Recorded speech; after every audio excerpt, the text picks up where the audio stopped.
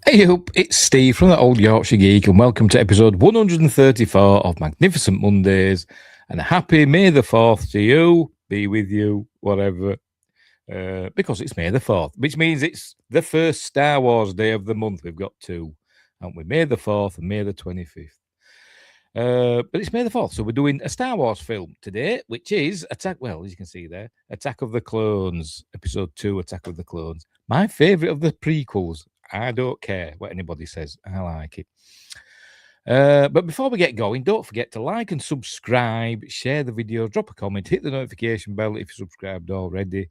We're live on YouTube. Yes, we are. And I'm not sure about Rumble. It's acting up. It seems to be acting up. I keep refreshing it, but it don't seem to be playing.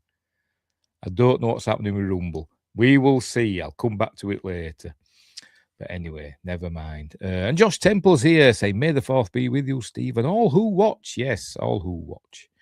It's also a bank holiday here in the UK. It's landed on the May Day bank holiday, which is Britain's contribution to communism. I can't remember when it started doing it. It was the Labour Party that were in power, and they decided they were going to have a bank holiday at the beginning of May, because of our Russian comrades. But May Day's been a thing for centuries, hasn't it? Maypole dancing and all that stuff. So anyway, whatever. But never mind. So we've had a holiday here today as well. And I've been watching Star Wars stuff all day. But anywho, what else? What was I saying? Did I send me? I can't remember what I've said now. But like and subscribe. Yeah, I've said all that, haven't I? We're live on YouTube. Not sure about Rumble. I keep refreshing it. I don't think it's working. I genuinely don't think it's working. But anyway, it says it's live, but I'm not getting a picture, so I don't know what's going on. But anyway. What else? Explore the description for links for stuff like merch and me books. Let me get them there. There they are. Amazon Kindle and paperback. Give them a whirl. They're all a bit of fun. What else? Links for my social medias, my Spotify, my Patreon. I've just added the Star Wars thing today on Patreon.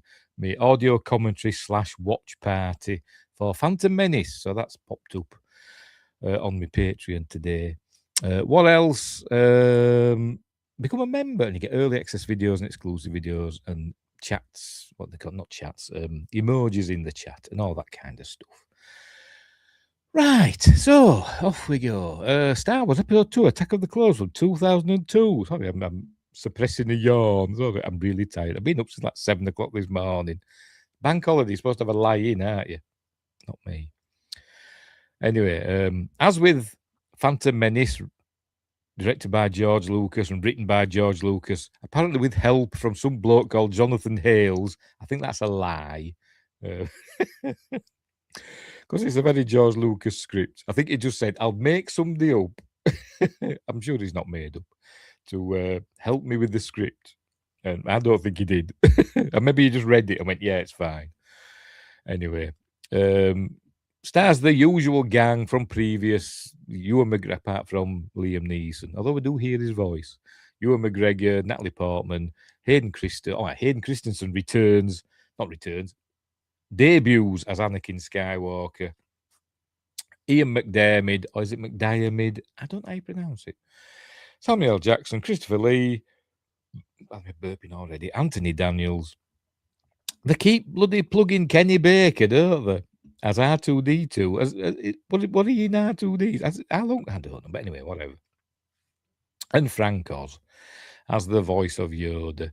And many, many more. And lots of CG clones in it. At a budget of $115 million. And it grossed $653.8 million at the box office. I bet that's domestic. I don't know. I'm going to check. Attack of the Clones box office. Right, here we go. Okay, let's have a look. Where are we?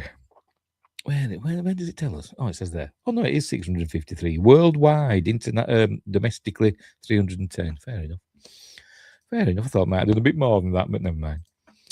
And Gavin Units here says, hello. Kenny Baker was better in Time Bandits. You know, that's a film I've never really... I think I've only seen it once, and I wasn't over-impressed, to be honest. I've never been a big Terry Gilliam fan for some weird reason, even though he does these cool cartoons in Monty Python and all that. Anyway, I'm just a misery. I'm just a misery. Kenny Baker was my first autograph at a convention. Well, Kenny Baker, bless him. Rest in peace, Kenny. Anyway, right, so we'll get on with it, shall we? Obviously, we're not going to watch the film because YouTube will go mental. We're going to go through it in a series of stills. I'll try and remember what I have gleaned, what I know generally about Star Wars, and what I have gleaned from the documentaries and commentaries on the Blu-ray. This is the DVD, but the Blu-ray is over there, and all that stuff. Right. I forgot what I do. Oh, yes, I've just remembered. All right, so we'll get where have I put it? There we go. Notice I've got the yellow border in honor of Star Wars. So we'll add to the stage if I can remember how to do it. Is it that one? There we go. I think it's that one. Right, off we jolly well go. So we'll begin. As I said, series of stills and all that stuff. Right. Is it going to come on? Is it going to come on? Here it comes. There we go. The good old CG version of the Fox, 20th Century Fox logo. Bring it back. I say it every time, I know, but bring it back anyway. For Pete's sake, it's skipping over the best bits. There we go. Gavin says, I went to see this in the cinema. I was bored. How do you make Star Wars bored? And this is as I said at the beginning, this is my favourite not of all of them, of the prequel trilogy. I really like Attack of the Clones. I think it's really good. And I don't know. You could be bored, Gavin. But anyway.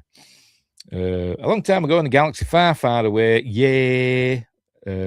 I'll say, I've said it on every one, I think. Every one of these Star Wars films I've done, it's just George's way of saying once upon a time in a faraway land, because it's kind of a fairy tale / adventure, whatever, science fantasy. Right, Star Wars, off we go. Episode 2, everybody cheers, yeah. I bet they weren't cheering as loudly, though, after episode 1. But anyway, there's unrest in the Galactic Senate. Because thousands of systems are seceding from the Republic. Just because don't know why, they just are. Well, it's because of Darth Sidious and his nefarious plans, isn't it, and all that. And he's kicking over anthills around the galaxy, isn't he? He's been a busy lad, hasn't he?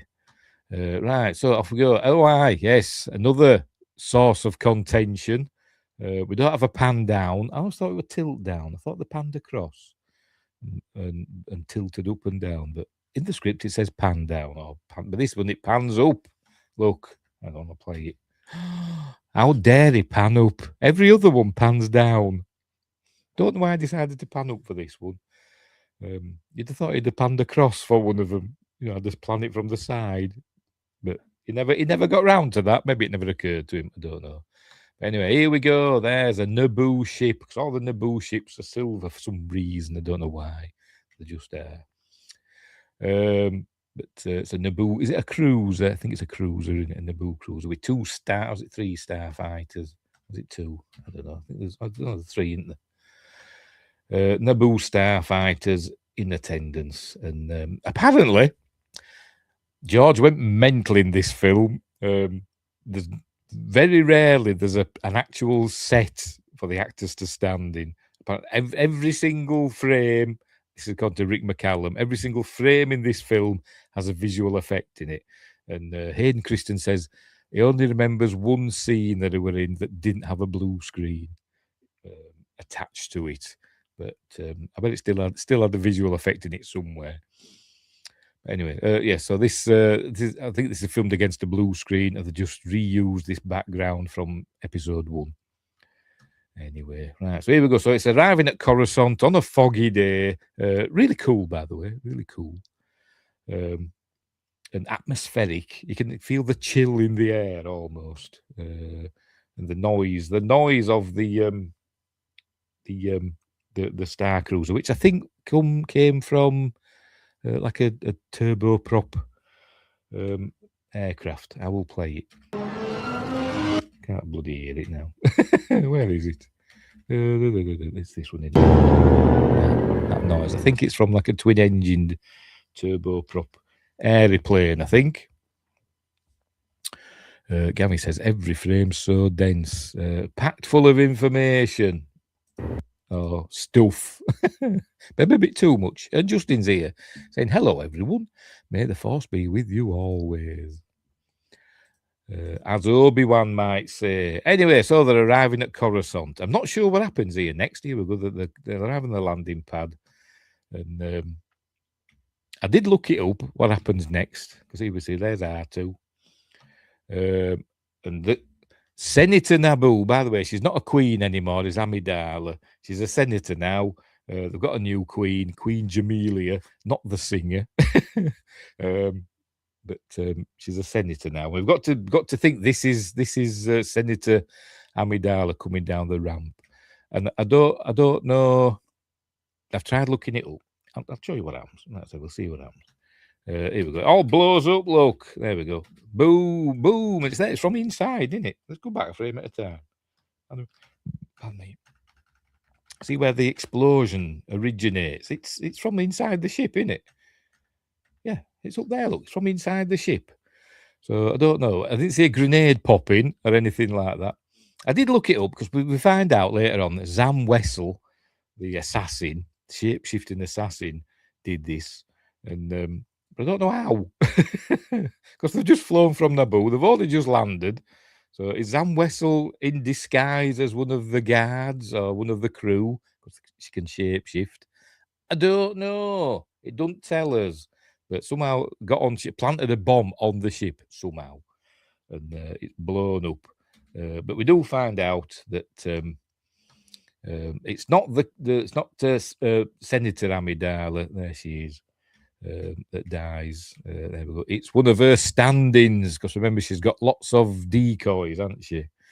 But there she is. Natalie Portman as Padme, and she dies. I can't remember. I can never keep up with the names of handmaidens, decoys, whatever. Don't know what's happened to Captain Panaka, but they've got Captain Typho, not Typho, is it? I forgot. I can't bloody remember the names. I've only seen this film about 8 billion times. Come on, where are you, Captain? I'm going to have to go to the... I've only got the Wikipedia page up, and for some reason, the cast list is rubbish. Where are we? External links. There it is on IMDb. I think it's Ty. It's either Typho or Tycho. Doesn't sound right as Tycho. I think it's Typho. Typho. Come on, where the hell are you? Yes, it's Typho. Jake Lagala as Captain Typho with his eye patch. Don't know what happened to Captain Panaka. I'm sure somebody wrote it in a book somewhere.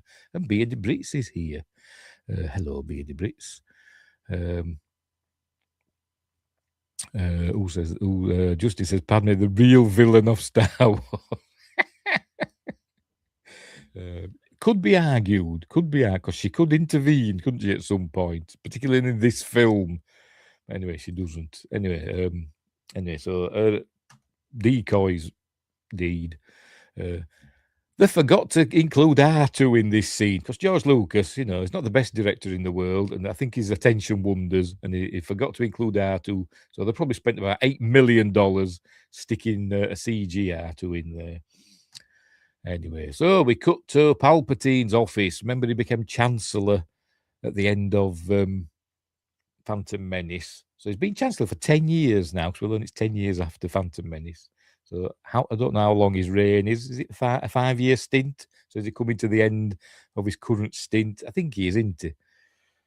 But anyway, and he was meeting with the Jedi. This is we get introduced to the first, well, technically not the first, but the first that they admit to.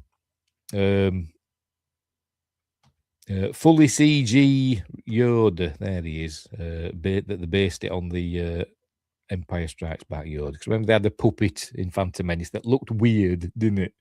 They're all saying it's a better puppet than we had in the original trilogy, but so it looked weird. But, and then for the Blu-rays and stuff, they changed him, didn't they, for a CG one.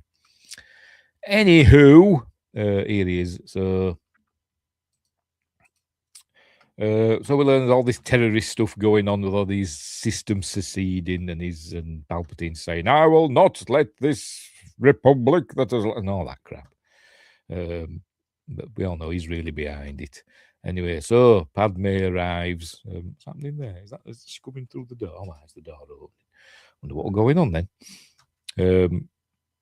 She brings warm feelings to Yoda's heart.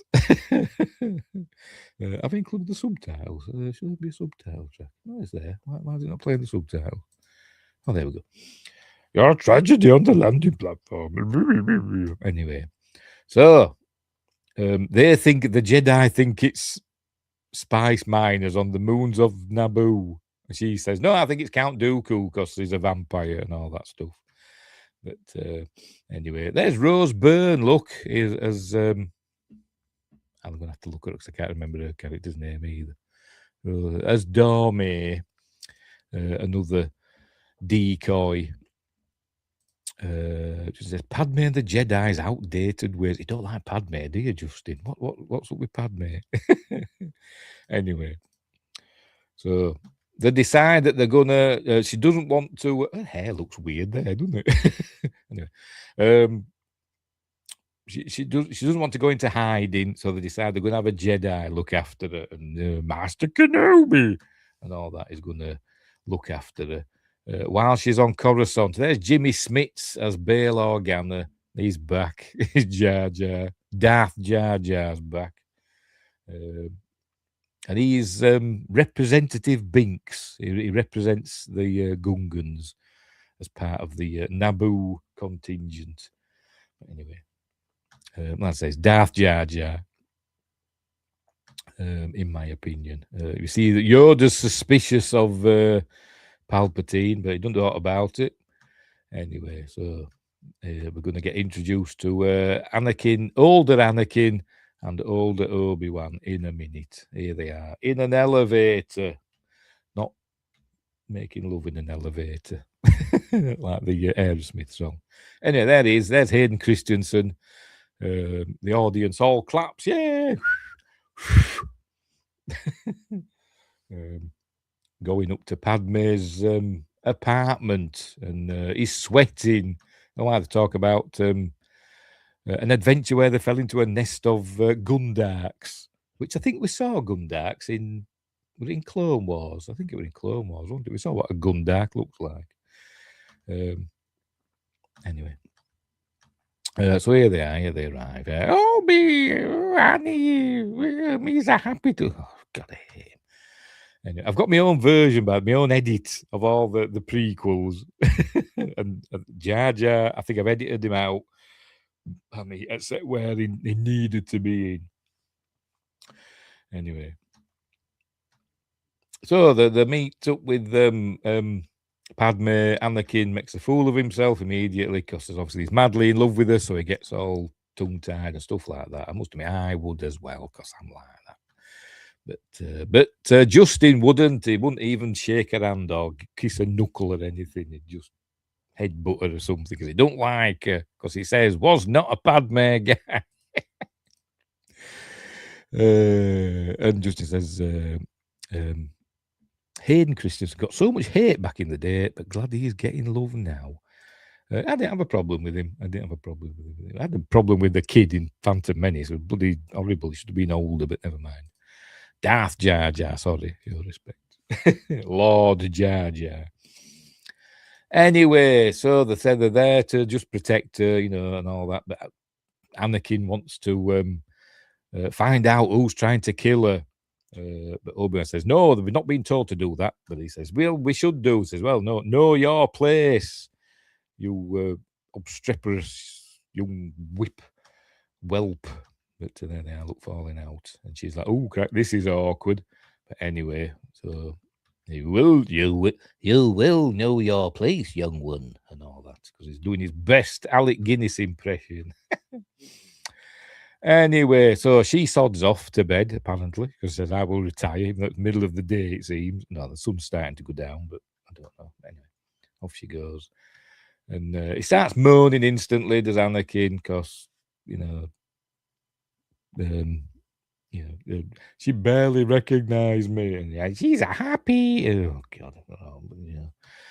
But she was pleased to see us. Anyway, right, so we're going to meet Django Fett and Zam Wessel now. They're in somewhere on Coruscant in the bustling city, up on a ledge somewhere, and then he gives them, I forgot what they call them, these bugs that he's going to use. It does say in the behind the scenes, but I've forgotten. Obi hated him in this, but I do love the movie. You mean you hated Obi-Wan in this? Is that what you mean? It's all right, it's not too bad for me, right, so it gives her these, whatever they're called, to try and kill Amidala again. There's Zam Wessel. Who plays Zam Wessel? I can't remember. Leanna Walsman. There we go. Anyway, so off she goes to do that. Right, so they're going to have another talk about, falling in love and all that stuff, blah, blah, blah. There he's going to reminisce now. He's stood on the balcony looking out. I must admit, the gorgeous backdrops and stuff, and they pulled all the stops out. By the way, this was the first Star Wars film filmed entirely digitally on digital tape. And in 2K. So basically, Blu-ray, 1080p, essentially. That's what it was filmed in. So even though it's been upscaled, hasn't it, since for 4K and for Disney Plus and that, it was the original thing is like in 2K. But anyway, Phantom Menace was shot on film. Anyways, where were we? He's been worrying about his mother. He's been having dreams about his mother. And dreams pass in time. But, he thinks something's up, which it is, we learn. But that's the Jedi kind of evil, aren't they? They just rip this kid away from his mother and apparently don't let him send her a letter or have a phone call every now and again. So he's no idea what's happened to his mother for 10 years. I tell you, the Jedi, they are the Sith are the good guys in this. Aren't they? At least you know where you stand with the Sith. The Jedi are sneaky and evil and basically child abductors. So there, I've said it. Anyway, right, here comes this droid comes hovering up, and R2's keeping an eye on things with his whatever this is. It must have some alien eggs underneath this. She says, these movies were very well done, but Phantom was my favourite from a film standpoint. Fair enough. This is my favourite. I really like this film. Anyway, I think this, out of all my, personal edits, I think this got less cuts than the others. Anyway, so here it is. There it is. It cuts a hole in the window with a laser beam or whatever, and deposits. There we go. The creepy little thingamabobs, which I forgot what they're called. Slug things, or like centipedes, millipedes, whatever. And here they come, and R2 isn't noticing them because he's rubbish. They just drop through that detection grid, and there they are. And I presume they're going to bite her. I don't know. I don't really tell. It says they're poisonous. But if they bite her, that means they're venomous. Or sting her, that means they're venomous. Poisonous if you eat them. Or maybe they're going to force themselves down her throat. I don't know. Justice says, I like it also, but prefer the older style. Okie dokie. It's my favourite of the prequels. Not a patch on the original trilogy. They're miles better. Anyway. So here they are, look, and they're just about to get her when I sense it too, because they're having a little talk, by the way, about politics and how Anakin likes Chancellor Palpatine, and Obi-Wan saying, I don't trust politicians. So we'll learn there's a bit of a wedge between like the Jedi and the Senate and Palpatine. I think the Jedi just want to be in control, basically. But as I said, it's all. I think it's all Sidious's doing. Where he's he's moving the chess pieces about. It's the grand chess game, isn't it, for Sidious? He's moving all the chess pieces about, so he's setting the Senate against the Jedi and the Separatists against the Republic, and all that stuff. And he's also he's controlling both sides. I think George Lucas must be a David Icke fan. So he's probably watched some of David Icke's lectures about all this stuff. Anyway, this was a Bond scene, like in Doctor No, what with the tarantula. At least Padme hasn't got a sheet of glass between her and the tarantula, has she? But you should have had Obi-Wan getting it, one of them with a shoe in time to the music. Dun, dun, dun, dun. Like that, shouldn't they? But they didn't. Anyway. Right, so I think he's a good man. He's talking about Palpatine. And he goes, I sense it too. And they go running in, and then he chops their head off. So, lucky, wasn't he, with that lightsaber? Gets them both, kills them both. And then Obi-Wan sees the droid hovering outside and goes leaping through the window, or his stuntman does. And it looked like it really hurt in the behind the scenes. It leaps through this window. That wasn't there, by the way. It was just an open space. This is all added digitally. He leaped through that window. When he came out the other side, obviously that's the CG, Obi-Wan, but he came out the other side onto a mat, and I think he caught himself on the windowsill, and he was like curled up in a fetal position for a while, and nobody said anything. But I think he was all right, probably a bit bumps and bruised. Justice says the Jedi were good, but they need to change some of their rules. No, they were evil. Don't get me started. I've always said Obi-Wan Kenobi murdered Aunt Beru and Uncle Owen and all them Jawas just to get Luke to go with him to Alderaan. But anyway, if they didn't have a rigid rule about dating and love, everything would have been fine.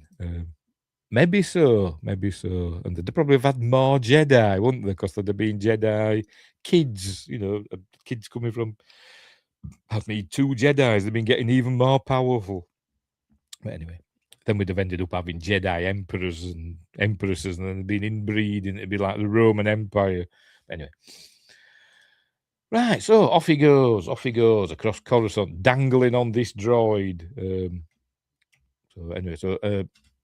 Anakin goes running out. Hey, all right, my lady. He doesn't know what's going on. And there off Obi-Wan goes. One of these scenes in the background, there's I think there's an X-Wing and is it 2 or 3 TIE fighters, which obviously don't exist yet in this time, but they are there in the background. But I can't remember quite where. I think it's a bit later on. Anyway, there's probably weird ships and stuff. I mean, there were rumours in Phantom Menace that there were a Starship Enterprise in the background, but I never found it. Maybe there is in this one as well. Anyway, so Anakin finds a speeder or whatever it is. And I used to know who it belonged to, but I can't remember. It belongs to some politician's son, but I can't remember who. It makes no difference to the story, but it was just one of those little details that were included. Anyway, so he takes that and off he goes after Obi-Wan. I almost hits a Dug. Yeah, it's a Dug, isn't it? A Sebulba creature, a Dug, from Malastair. Jedi Poodoo. Anyway, right. So there's Zam. She gets there we go, a sniper rifle out of her speeder and takes aim at Obi-Wan. There we go, and shoots the droid, and Obi-Wan falls. And as we can see, Jedi can control apparently the speed of their fall or something. I think we're coming up to that scene where we see that X-Wing and TIE fighters in the background. I'm going to go through it slowly because it'll skip past the bugger. It will. Anyway, off she goes in her thingy. I'm going to find the bugger. I am. I tell you.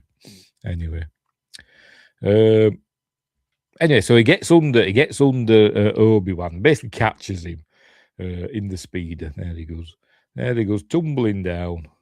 I bet we don't get this. I bet I don't find this bloody X-Wing and TIE fighter. Because it's round here somewhere. Anyway, so he catches him. Because Jedi can fall a long way, can't they? That which is probably why Mace Windu's not dead. Just got no hands. But that don't mean anything, does it? Oh, never mind. We're not going to see it. It's going to skip over it for some weird reason, isn't it? Right, so they're going after Zam's speeder now. Off they go. It's where Obi-Wan does his little joke, I don't mind flying, but you're going to get us killed and all that stuff. Is it this one? Here we go. I think it's here somewhere. I think it's on here somewhere that we see an X. Oh no, maybe not. Maybe not. We see an X-Wing and a couple of TIE fighters. It might. There we go. Oh, it's 3 TIE fighters. That's it. There we go. There they are. Look. There they are. No X-Wings. Why do they think an X-Wing? I don't know. But 3 TIE fighters. Look down there. Can you see them? Just make them out there. Anyway, right. So they're going after Zam, who's taking them on a merry ride through the skies of Coruscant. They go, don't mind flying, but what you're doing is suicide. Oh, no, I can't say that word, can I? I get bloody age restricted. Don't get me. Oh, YouTuber lately. Anyway, off they go into an industrial section. Off they go. And for some reason, he flies through a power coupling. There it is. They've got a power coupling. Zam shot it to make it go sparkly, spinkly, sparkly. And they fly through it, look, and a bit of terrible acting. It's awful. How many times have I told you, don't fly through power couplings? Or basically, we'll get zapped to death. And he's just going, ha, ha, ha. Get away from power couplings! Anyway, whatever. By the way, I'll nitpick this film to death, by the way. Even though I love it, I'll nitpick it to death. Anyway, so now they've lost him now. Oh, no, they haven't. Not yet. In a minute. They go to take a shortcut. And then it says, now you've lost him, because they don't know it's a woman yet. And then he sees her down below somehow. I don't know. So he just jumps out. I hate it when he does that. So down he goes, because Jedi can fly. They can fly now. Oh, fall with style. Like Buzz Lightyear. So here he goes. There he goes. I think there's something in the background of one of these as well, but I can't remember what. I'm sure I saw it, in a commentary somewhere. One of these scenes there's something in the background, but I can't remember what it is. And then there's nothing jumping out at me. Maybe I imagined it. I probably did, knowing me. Right, so he's landed on Zam's speeder. There he is. And we see a quick glimpse of Zam's face, which we might have done already, actually. Is it? Let's go back a bit. When he's on top, she looks up, and it looks kind of awkward. Here we go. Hang on. There we go. All right, right. See you look. We see Zam's real face. In a minute. Oh, it's not that one. Any second now. Or maybe it's later. I don't know. Did Kenobi just misgender somebody? Yes, he did. He did. What's the word? He presumed somebody's gender. Yes, didn't he? I forgot that. That's not the phrase, is it? Anyway, whatever. Anywho, so there goes. She shoots at him, and he ends up back on top again. I thought it was this where she glanced up, and we got a quick glimpse of her real face. Is it now where he gets on top and she has a look up again? There we go. Get a quick glimpse. Oh, you can't see for me. Just bear with me. Hang on. There. Get a quick glimpse of her hideous face. I've got to put that on just because it stops the copyright people. Anyway, so then she turns back. And then he gets his lightsaber out, and she shoots it out of his hand. The running joke in this film is kind of the Jedi keep losing their lightsabers. Anyway, down it comes and crashes. There we go. It crashes. Cool. Looks a bit cartoony when it crashes, doesn't it? Dong. Looks a bit cartoony, but never mind. But anyway, then there's a little chase, which is this is all very reminiscent of George Lucas's Underworld series. I think this sort of stuff is what gives him the idea, isn't it? All this Coruscant stuff. Anyway, they go running off through the crowds. Look, which were probably all filmed individually. Probably each person will probably filmed separately, because they did a lot in this. Just film somebody against a blue screen, just walking about, and then just stuck them all in separately. It's not proper filmmaking, is it? It's modern filmmaking, but not real actual filming people in the scene. A lot of it, anyway. Anyway, so just chasing after him, and then Obi-Wan arrives and says, "Went in there," and the shapeshifter, and I think he's a she, and so then Obi-Wan gets all misogynistic and says, "Well, then we better be doubly careful." Anyway, he looks a bit like me. I've got no chin. Obi-Wan's got no chin in this for some reason. He's got a massive forehead and no chin in this. So he looks like me with no beard, except he's got a bit of a beard. But anyway.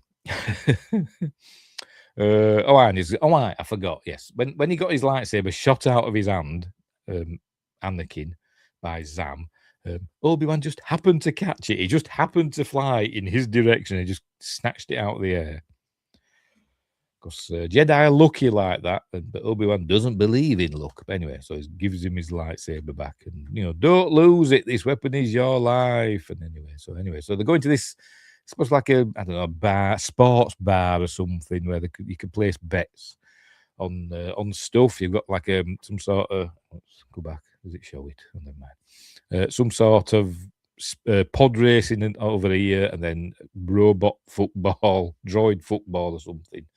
And then whatever's going on here, is it like some sort of animals racing? I don't know what they are. But anyway, I presume you can place your bets. So they're looking for a shapeshifter, but they don't know what the shapeshifter looks like. Turns out she looks like she always does. They just can't. She's just in there somewhere. Anyway, so he's going to get a drink, and so all right. And so this lad offers him some death sticks, which I presume are cigarettes. Then he tells him, uses a Force Jedi mind trick on him. Go home and think about your life. So off he goes. Anyway, so here comes Zam trying to sneak up on Obi-Wan. We get glimpses, by the way, in a minute of Ahmed Best and Anthony Daniels in a minute. And it all kicks off. Because Obi-Wan likes having fights in bars, doesn't he? But here we go. There we go. He has he chopped off Zam's hand? I don't know, but anyway. So there we go. There's Ahmed Best as, I don't know. Is he playing? Is he that Jedi that saved Grogu? Don't know. Bear with me. There we go. Is he that Jedi that say, I can't remember, whose name I can't remember in this? Probably not. There's Anthony Daniels as well somewhere. Going back. There we go. There he is. There's Anthony Daniels without his 3PO stuff on. Anywho, so they take Zam outside to question her. Who ordered the hit on the senator, and she's about to spill the beans. It was, and then she gets hit by a poison dart, and then turns back into regular form, which isn't attractive. And we also get a glimpse of, which is one of the best shots in the film, in my opinion. Jango Fett flying off with his jetpack, which he must have multiple jetpacks, by the way, but we'll get to that later. Anyway, Right, so there we go. So the note, well, they don't know who paid for who did the contract on the Padme yet, but they've got a clue. They've got a poison dart. So anyway, right at the Jedi Temple, what's going to happen now is Obi-Wan's going to be sent off to solve this mystery, and Anakin's going to escort Padme back to Naboo, and where she's going to hide out for a bit. So there we go. Escort send her back to her home planet of Naboo. Anyway, so there we go. So that's what's going to happen here. But what about the droid attack on the Wookiees? That's in the next film, Steve.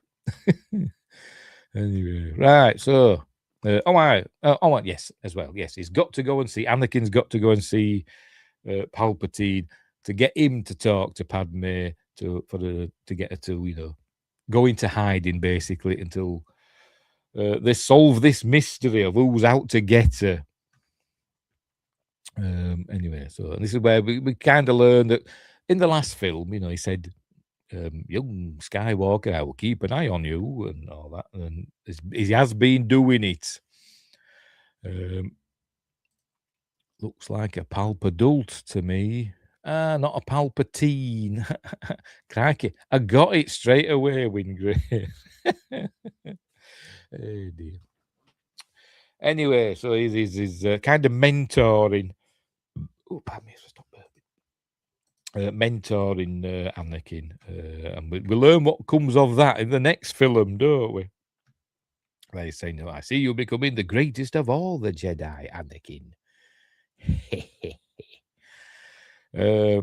Meanwhile, Obi-Wan and Mace Windu and Yoda, I think in the original scene, Yoda were walking beside them, and they decided it looked silly. Plus, it were on the floor, and they're going to see the top of his head or something. So they had him hovering next to him, which I think George did a lot of this, on the fly decisions in this film. I mean, and there's one scene that but they were in the middle of the making the film, and he says, "What if we have this scene?" Which is a major scene, which introduced a stupid thing, in my opinion. But anyway, but here he is hovering beside him, so he's not running to keep up. And they're talking about how the Jedi are becoming too arrogant and all that stuff. Anyway. Right, so meanwhile, Padme's having her window replaced because it got broken. But I hope the Jedi are paying for that. I imagine she's putting a chit for it to be paid off. So anyway, so she's going to go back to Naboo, and she's basically saying, Jar Jar, hold the fort for me. And he's like, okay, okie dokie, and all that stuff. So she goes packing, but she's not happy about it. But Anakin's just saying, I love you, Padme. That's basically all he says all the way through the film. I love you, Padme. I want you to marry me. And she just says, go away. I love you too, but I'm not letting on yet. She's playing hard to get. And then Billy starts moaning about Obi-Wan thinks I'm rubbish, and and all that stuff. I'm a whining, I'm a moaning minion, a whining shit. That's what I am. And she tells him not to look at her like that because he's looking at her and slavering and all sorts, which he will be later on when she wears her George Lucas designed outfit. The old perv. Anyway, so they're going back to Naboo and dressing as refugees. From what? I don't know from refugees from what. I don't know, but they're going on a regular transport. So I don't know, but anyway, so there's Rose Byrne putting on some weird accents. I don't know what her accent's supposed to be. Anyway, a lot of Australian actors in this, by the way, and New Zealand actors, because I think most of it were filmed in Australia. This one. Some bits were filmed in Tunisia and some bits were filmed in Italy and Spain and England. But most of it were filmed in Australia. So there's a lot of Australian actors in this.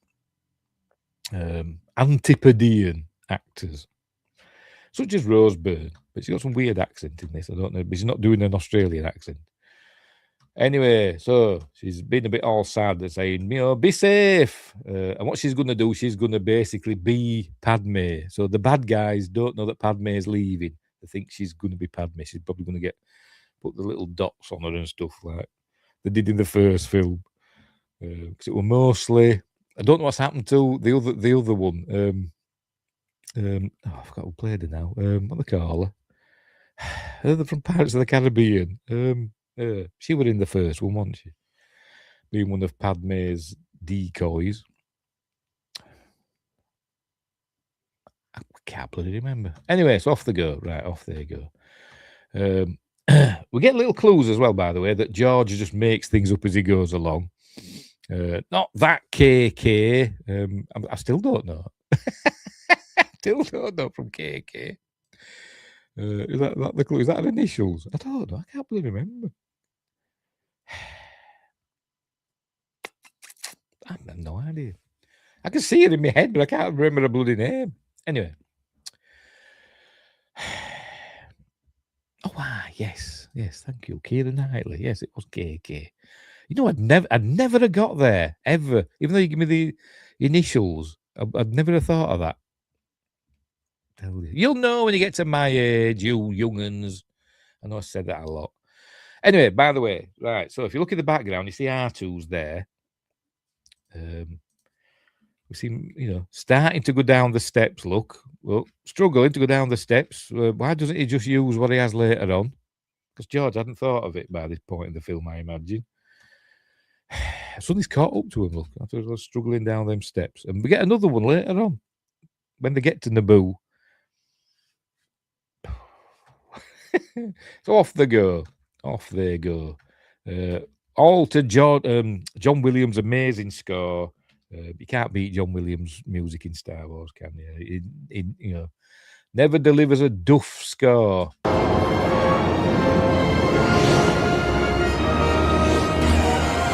Cool stuff. And off they go to Naboo, pretending to be refugees for some reason. Anyway, and then we get a dissolve. 32 frames, the wipes. Always 32 frames. Don't know why, they just are. Don't know why they decided that. Anyway, so we're going to I almost said Dexter Fletcher, but it's not him, is it? I forgot his bloody name and all now. Not Dexter Fletcher. Something Jetster or something, isn't it? I'll look. Dexter Jetster. There we go. I was close. We're going to his diner. Here he is, his diner. There it is down there. George wanted a little homage to American Graffiti, apparently. So this is it. With his droid helper. Then we see another Doug, or a couple of Dougs there, and I don't know what that is. And there's one of them elephant creatures that I hate. That just, for some reason, reminds me of Monty Python. I don't know why. I think I saw like a fella with an elephant's head in the Monty Python film. Might have been Meaning of Life. And that just reminds me of that. Anyway, here he comes. So for me, I'd have had this bit to introduce the name Ben. But he just comes out and goes, Obi-Wan, does Dexter Jetster. And I'd have had him coming Ben, like as a nickname. So that would introduce the name Ben. But no, they didn't. A cup of Jawa juice she offers him, does the waitress. I don't know if it's just called Jawa juice or is it the actual juice of a Jawa. I don't know. Sounds disgusting. But anyway, I think they just wanted a bit of alliteration there, Jawa juice. I'd have made something else up. Anyway, for some reason, I think it's coffee. It reminds me of Jav, so I bet it's coffee. But I don't know if he ever gets it. Anyway, this is Dexter Jetster with his forearms and his... I bet the bloody health and safety are always shutting this place down. Look at the colour of his top. Anyway. Takes 7 Jawas to make 1 glass of juice, yes. Wringing them out into a glass. Squeeze off Jawa, sir. Oh, yes, please. Houdini. Anyway, so here he is. So apparently Dexter Jetster's, they've got a history, and I don't know what he's done in the past. It probably says in the books, I imagine. I don't know. But he knows a lot of information. So he asks him about the poison dart, and then he shows him. He says, "Oh, it's a Caminoan saber dart." He says, "Oh, he's never heard of Camino," and it says it's so many parsecs south of the Rishi Maze, whatever that is. But anyway, so because it says, you know, the Jedi archives couldn't identify it. So it's where we start to learn that Jedi are not all knowing, even though they think they are.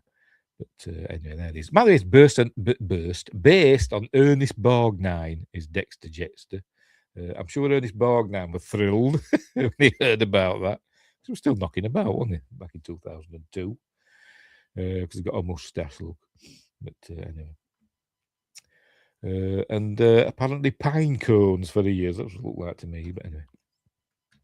So it goes to the Jedi archive.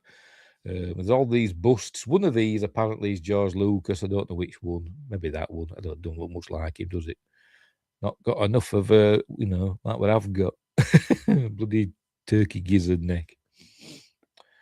Anyway, it's where we meet Master. I forgot her name. You know what I'm like. I'll look her up because I can't bloody remember anything. Master Jocasta. There we go. Master Madame. Well, it says here Madame Jocasta Nu, but she's a Jedi Master. Right, so they're looking for a planetary system called Camino. So they go and look on the computer, and it's not there. And he says, "Well, if it's not in our records, it doesn't exist." You know, snooty buggers, aren't they? But so he's like, "Oh, but you know, if Dexter Jetster says it's there, then it must be there." Is it Jedi Tales of Star Wars Tales of the Jedi? You know, the animated thing, which I watched today because this just reminded me of it. We see that it's Count Dooku that erased Camino from the Jedi archives, but he did it in the name of Master Cypher Diaz. It goes through that door there. Ooh, cracky. Anyway, so he's going to go ask in a bit. He's going to go ask Master Yoda about it. Meanwhile, they're on their way to Naboo. There they are, being inconsiderate. Look very like refugees, don't they? Anyway, never mind. He's talking about how the Jedi, you know, when they're not supposed to have attachments, you know, but you know, they're supposed to love unconditionally because they're the good guys, or they pretend to be. So they love unconditionally, but they're not allowed to form attachments, so they can't get married and all that stuff. They're not allowed to fall in love, but they're allowed to love everybody. Anyway, but he'll be going, I love you, Padme. That's what he's just saying with his eyes. Anyway, so meanwhile, Obi-Wan's going to see Yoda, who's in there teaching younglings. Is that what's the face that gets killed in Revenge of the Sith? The Twi'lek with the boobies, whose name I can't remember, but there she is. And I bet they were filmed separately. I bet all these that are moving back were all filmed separately. Is that Doug Chang? Probably not. Don't know who that's supposed to be. Don't know. But anyway, I bet in one of the books somewhere it'll say who that's supposed to be. Some important Jedi of the past. Anyway, so here he is with the younglings. Apparently, Yoda teaches the younglings, and then all the younglings, and then before they go off and become Padawans with another master. So that's how they could get round that bit in Empire Strikes Back where Obi-Wan said, "Go find Yoda, the Jedi Master who instructed me." And then by Phantom Menace, we're going, hang on, Qui-Gon Jinn instructed him. But no, Yoda instructed it, because he instructed all of them, apparently, when they were wee nippers.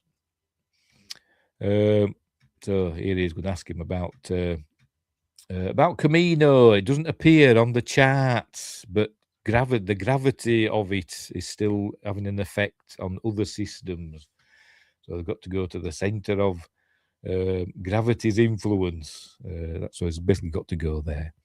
But the kids say somebody must have deleted it from the archives. Oh, that's impossible. But kids know the truth, and I imagine in the next film all these will die at at Anakin's hand.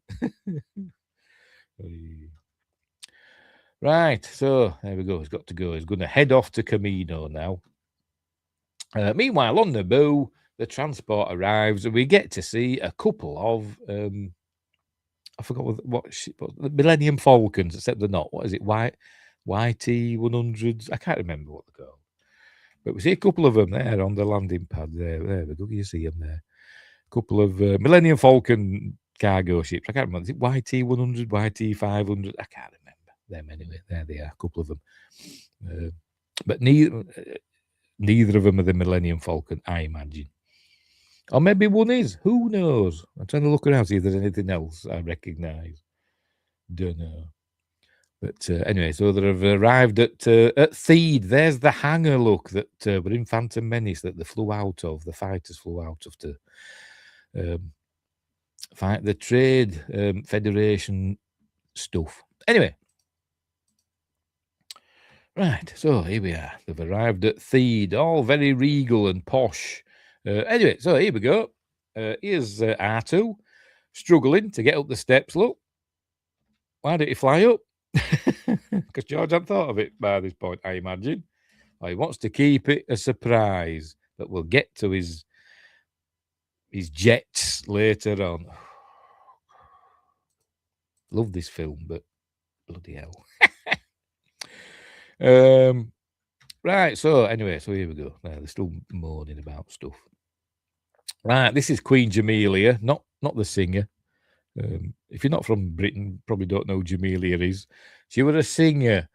Maybe she still is, but she's well fit. But she's probably done more like comedy quiz shows, comedy panel shows than singing. She's been on stuff like 8 out of 10 Cats and stuff like that. But anyway, she's well fit. I imagine she's a good singer as well, but I couldn't tell you one of her songs. Anyway, right, so she's Queen Jamelia. I probably said it in the first one for Phantom Menace. I think George only made Padme a queen because Leia were a princess. But she wasn't a princess of Naboo, was she?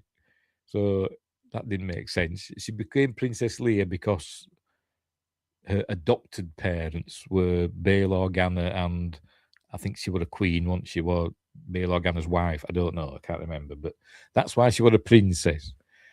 And I think George just made Amidala a queen so that it would explain why Leia was a princess. But it didn't, because George is a bit of an idiot sometimes. I don't think he thinks things through properly. He just has an idea, writes it down. First draft, film it. Anyway, whatever. And on Naboo, as we know, the royalty, the queen, is an elected position. It's just a title. She's basically the president, essentially, isn't she? It's an elected. She's an elected official, not a member of the royal family. Not like King Charles that we got now. Born into it. Anyway, right. So that's where they're all deciding what they're going to do.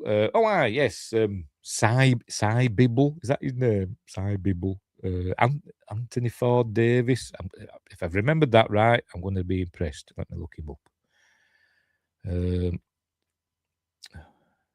Where are we? Where are you? Cy Bibble. C.O. Bibble. Oliver. See, so close. Oliver Ford Davis. Not Anthony. Who wasn't there? Another one of these things that he were filmed somewhere else. George wanted him in the film because he was in the first one.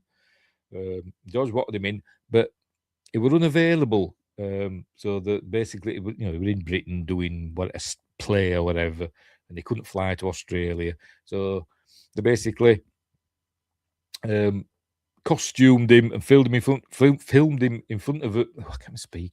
Filmed him in front of a blue screen, and stuck him in this. And they even built some steps because we see him walking down some steps. And so they built some blue screen steps for him to walk down in a bit. But as well, we learn that Newt Gunray is still in charge of the Trade Federation. Anyway, even after lots of goes in the courts, Naboo didn't get its justice, did it? But anyway, she's going to go to the Lake Country because she knows that place well. And Anakin says, "Hang on, don't I have a say?" She says, "No," and he goes, "Okay, I love you, Padme." So anyway, right. Meanwhile,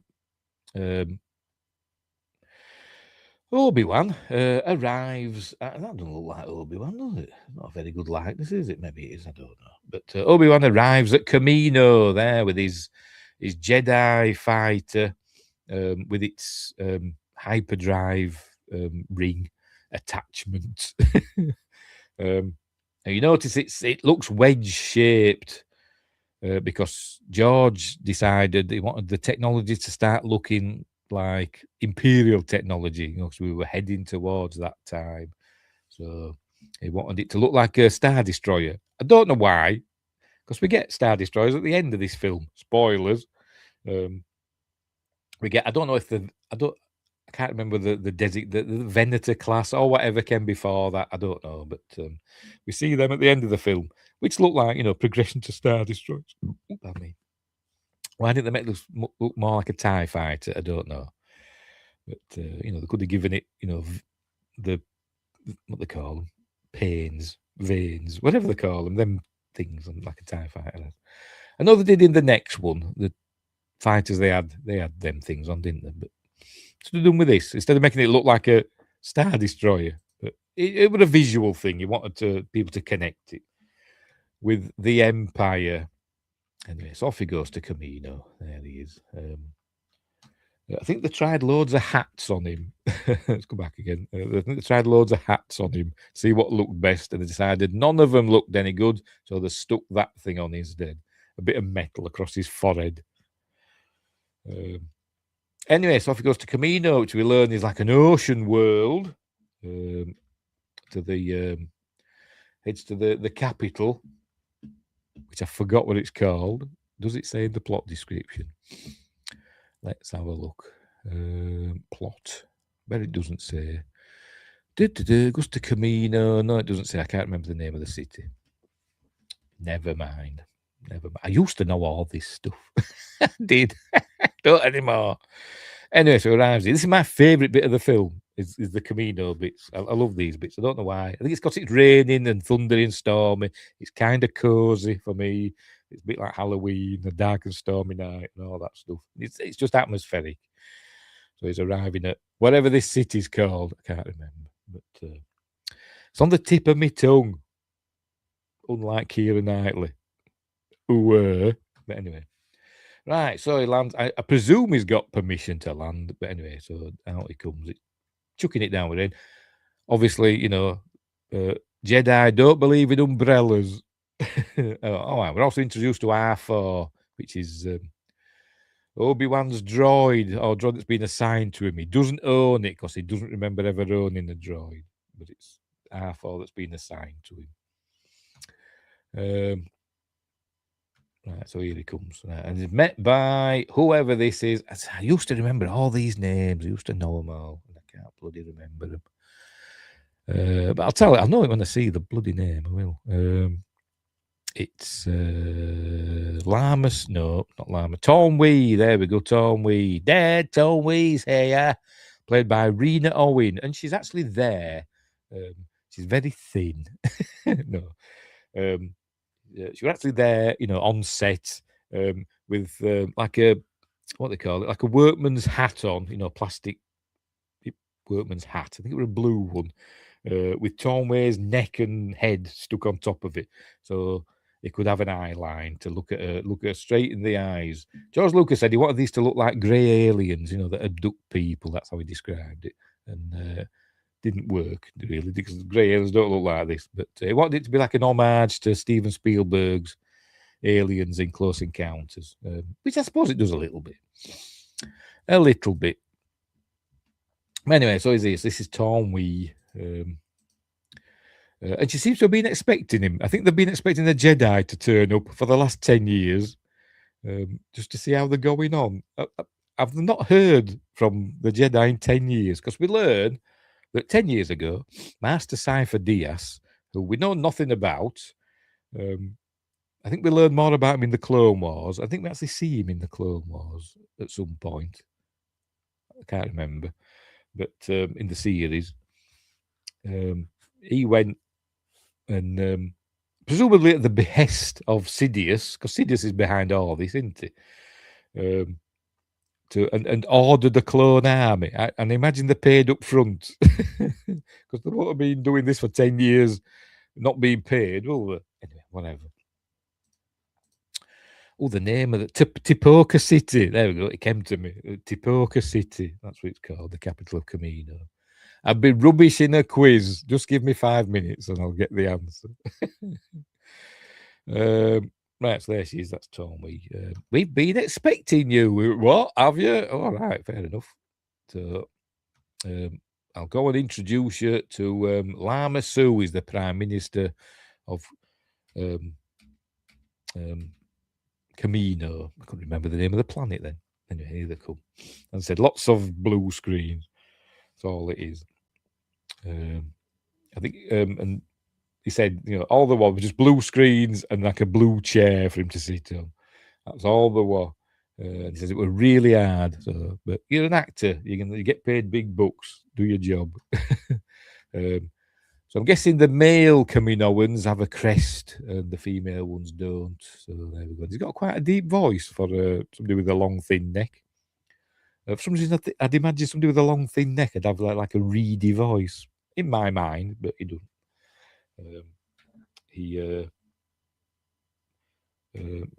I'll never go. There we go. Going to enjoy your stay. I'd imagine he'd have a thinner voice, but anyway, whatever. Who plays Lama Su? Where is he? Where are you? Anthony Phelan. I've no idea who that is. I imagine sounds Australian. Even though it's an Irish name, isn't it? But probably an Australian actor. As is Rena Owen. Neither of them look anything like their characters. Right, so we're on schedule. They've got 1 million units. He's like, I don't know what you're talking about, but he doesn't say that. He's playing along. 1 million units are ready with another. Was it 250,000 units ready with 1 million well on the go? So goes, oh, cool. Don't know what you're on about, he's thinking. Anyway, so it's going to show him what they've been making for him.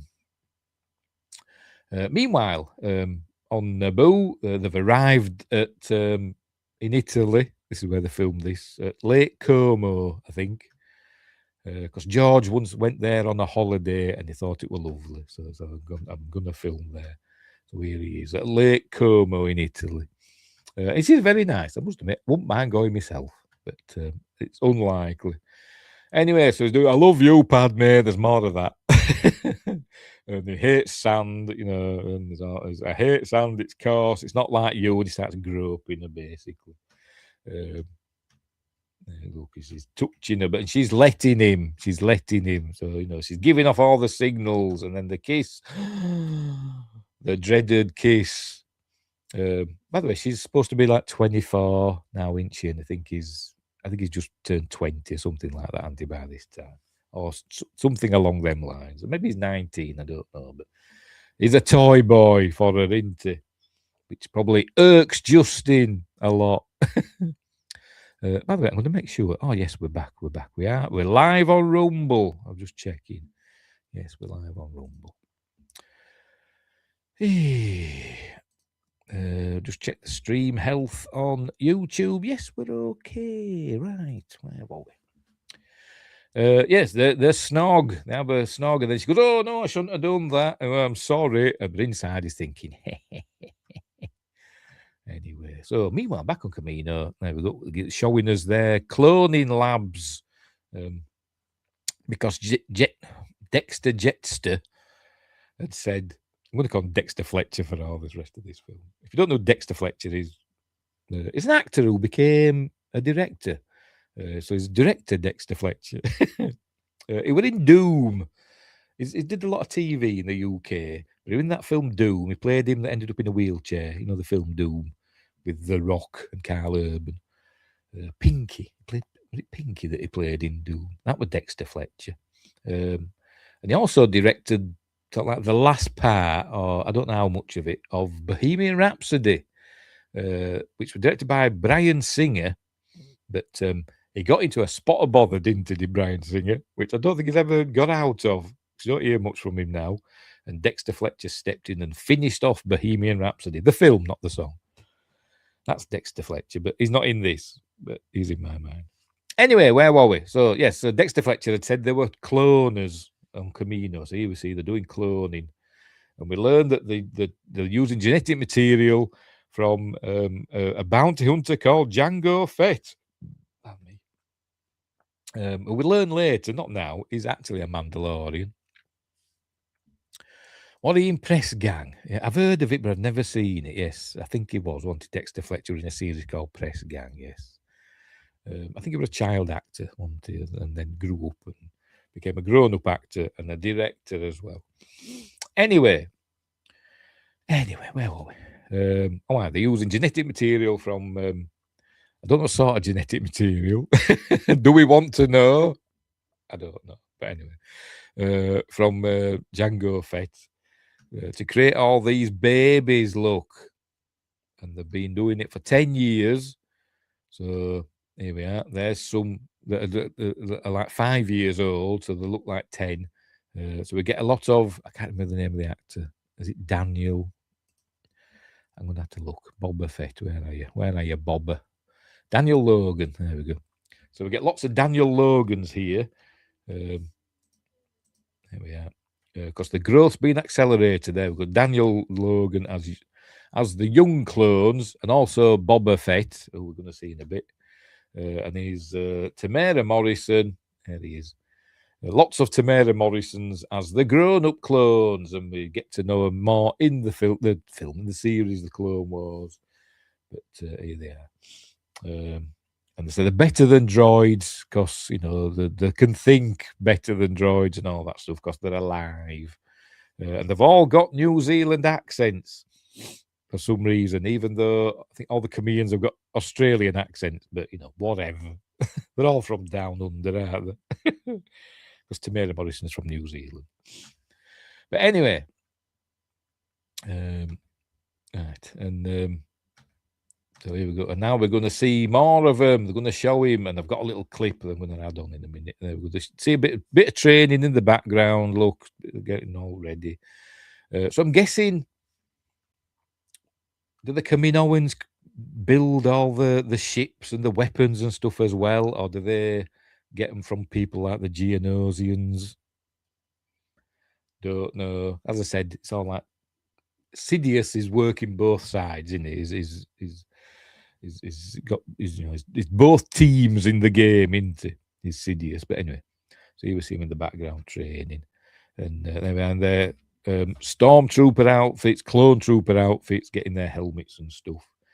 And at this point, George Lucas thought, because he hadn't, because he makes it up as he goes along, essentially. He has a basic idea of what he wants to do and all that.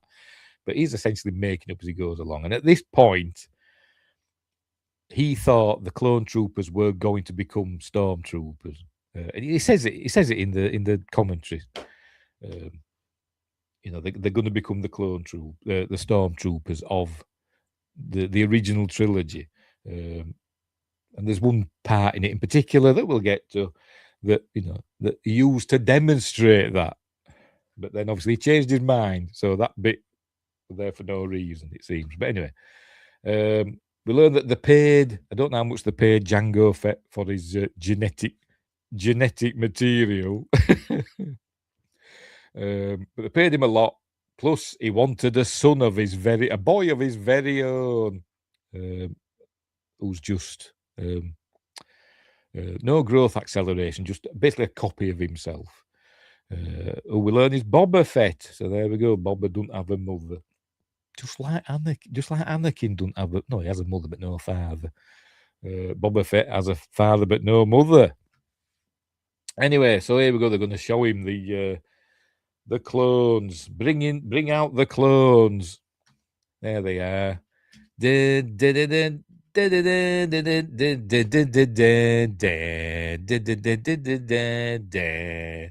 Copyright claim. So there they are, doing all that cool stuff. And this always reminds me of Lord of the Rings. You know, when actually I've got it, haven't I? But Grima Wormtongue now, his reaction to all these clones. So there we go. That's him watching on. That's Obi-Wan's up shedding a little tear as well. So there we go. Right. Meanwhile, back on Naboo.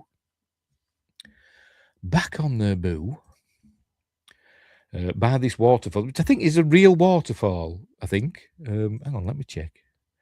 I think this is in Italy as well. I could be wrong. Or this might be in Spain. I don't know. I can't remember. I don't know what I'm doing. I'm doing wrong things. What is it? Is it Control Enter to do a? No, that's a different thing. Never mind. Anyway, whatever. I'm looking up the locations on IMDb. Did it scroll all the way down? I had to put it all the way at the bottom. Filming locations. Here we go. Right, Lake Como, the Plaza de España, Naboo, that's in Spain.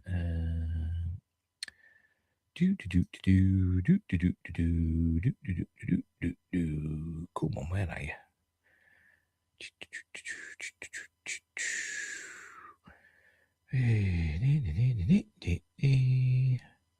Where the hell is it? It could be that. I don't know. It's not saying like waterfall scene. Where were the waterfall scene filmed? I'm going to have to just ask Google, aren't I? I hope the AI knows. Where was the waterfall scene in Attack of the Clones filmed? ? Hey, all right. The Meadow and Waterfall scene in Star Wars Episode 2, Attack of the Clones, Naboo Lake Retreat, was filmed at the Villa del Balbianello and Lake Como. Right, fair enough. So we're still on Lake Como. Not a single porg in the film, says Wingers. Thank God. Because they're not on Act 2, bless you. Sorry, Act 2. That reminds me. I always think that Act 2, I always think of... Police Squad, you know the series Police Squad, where they used to have Act 1 and Act 2, and then that was like Act 2 Gesundheit. Anyway, whatever. I'm waffling. Right, so this is a real. They look fake, don't they? But apparently it's a real waterfall where they filmed it. Maybe it doesn't look exactly like that because some of them they do look a bit dodgy, don't they? So I wonder if they've added to them or whatever, but they did film there because they got there, they realized these waterfalls were really loud and they couldn't hear their dialogue, so all the dialogue for this scene were looped, you know, in the ADR stage. But anyway, they're falling more in love again, and there they are in the meadow. Apparently there were loads of flies flying around, bugs, they described loads of bugs flying around them. They digitally got rid of all of them. Probably cost them about $1 billion to do that. But yeah. So he's like, oh, I love you, Padme. And she's like, yeah, but I love this kid that I used to know in the when they were being brainwashed into be a politician as a kid. What is it? Youth Judicial Service or something. Oh, there we go. PALO, Legislative Youth Program. Sounds very totalitarian, doesn't it? But anyway, she was in love with him, but he became an artist and he's being jealous a bit. And then he says, you know, I don't like politicians, but I love you. Don't like politicians. So we should just force them to do what we want. And she's like, you're joking with me. And then he goes off and rides a shack. That's what these big flea cow things are called. Shacks with 2 A's. Shacks. And he falls off. Now she's been all, look, the hills are alive. It's got all Julie Andrews, hasn't she? Anyway, here he comes, and he falls off, and she says, "Oh, he's hurt himself." And then they have a roll about in the meadow, and they're all in love now. So there we go. Right. Meanwhile, a coming knowing is riding a sky whale or whatever they're called. There they are. Air whale, I think they're called. No, the air whales. For some reason. Maybe it's just fun. Right, so Obi-Wan is going to see Jango Fett with Tornwee. See some Kaminoans in the background. Apparently, this one originally was walking too slow. If we play it now, they've speeded him up. Yes, they were walking really slowly, and George was saying, "Why is he walking so slow? Speed him up." So they did. Yeah, so, and it showed them filming this scene. They had the actress there with her helmet on, with a fake cardboard cutout head on, and saying, "Boba, is your father here?" And then what's it? John Knoll would run in with his big silver ball that they run in and do that with, don't they? Apparently it's for lighting. I don't know, but did that. And then they film it again without her. She'd stand off camera and do the lines off camera. So anyway, so here we go. So there's Daniel Logan as Boba Fett. Although she says Boba. I've always said Boba. I think they said Boba in the original trilogy, don't they? And then over the years, it's ended up becoming Boba. Don't know why. By the way, I've noticed as well in the commentaries and documentaries, we've been pronouncing a lot of the planet names wrong or differently to what George Lucas pronounces them. I'm trying to remember which ones now. There were Geonosis, which apparently George says it's Geonosis, not Geonosis, it's Geonosis. What else was there? I can't remember what else there were now. The Dooku. Everybody says it's Dooku. George pronounces it Doku. So is it just the way he pronounces things? I don't know. Is it because he's Californian? I have no idea. There's another one as well, but I can't remember what it was. Anyway. There we go. Is your father here? Yeah. Really great acting, but whatever. So in the comes where we meet Boba Fett. Not Boba Fett, Jango Fett. If you notice in the background, there we go. We can just make out there as he comes past. Hang on, we might see it now. Look, that's Jango Fett's armor that we saw on Coruscant with his jetpack. Anyway. So here he comes. There's Tamara Morrison as Jango Fett and all the clones and all that stuff. So he's asking him about the clones, and he says, "Do you ever get to the interior?" Because Coruscant, remember, is at the center of the galaxy for some reason. Don't know why. So do you get to the interior? He says, occasionally. And so he's asking him about Cypher Diaz. He asks, he says, "No, I've never heard of anybody called Cypher Diaz." He says, "I was recruited by a man called Tyrannus on one of the moons of Bogdan," which is a callback, which is surprising, a callback to the holiday special. Because when we saw Boba Fett on the holiday special, which we're introduced to as on the Star Wars holiday special, Boba Fett, he mentions the moons of Bogdan in that. But George Lucas hated the holiday special. Maybe he hated it apart from that cartoon bit with Boba Fett. But anyway, so there we go. Boba, Rudet Soheek. Looks like he's speaking Yorkshire there, doesn't he? Rudet Soheek. I don't know what that means, but go shut that door. That's what it means. There we go. Because we've got to imagine that. What's his face? He said Qui-Gon then. Obi-Wan has got a glimpse of that, so now he knows. He knows now. There's Obi-Wan, but he's not letting on. He shuts the door anyway. And they have a little eye to eye. Said, "Do you like your army? They're very impressive. They do their job well. I'll guarantee that, cobber." Oh, no, it's New Zealand, isn't it? Not Australian, whatever. Anyway, right. So off he goes. He's a Kiwi, not a kangaroo. Right, and then he says, "Boba, pack your things. We're leaving." And there we go. That's what he says. That, and he's kind of cool. I must admit, Tamara Morrison is a cool guy. I do like Tamara Morrison. But anyway. Right, so meanwhile, back on the boo, lots of toing and froing, but whatever. This is a terrible scene. I don't know how they kept this in. But anyway. There was a scene that they cut out that I'd like to see. It might be the deleted scenes. I generally don't watch deleted scenes on on DVDs and Blu-rays and stuff.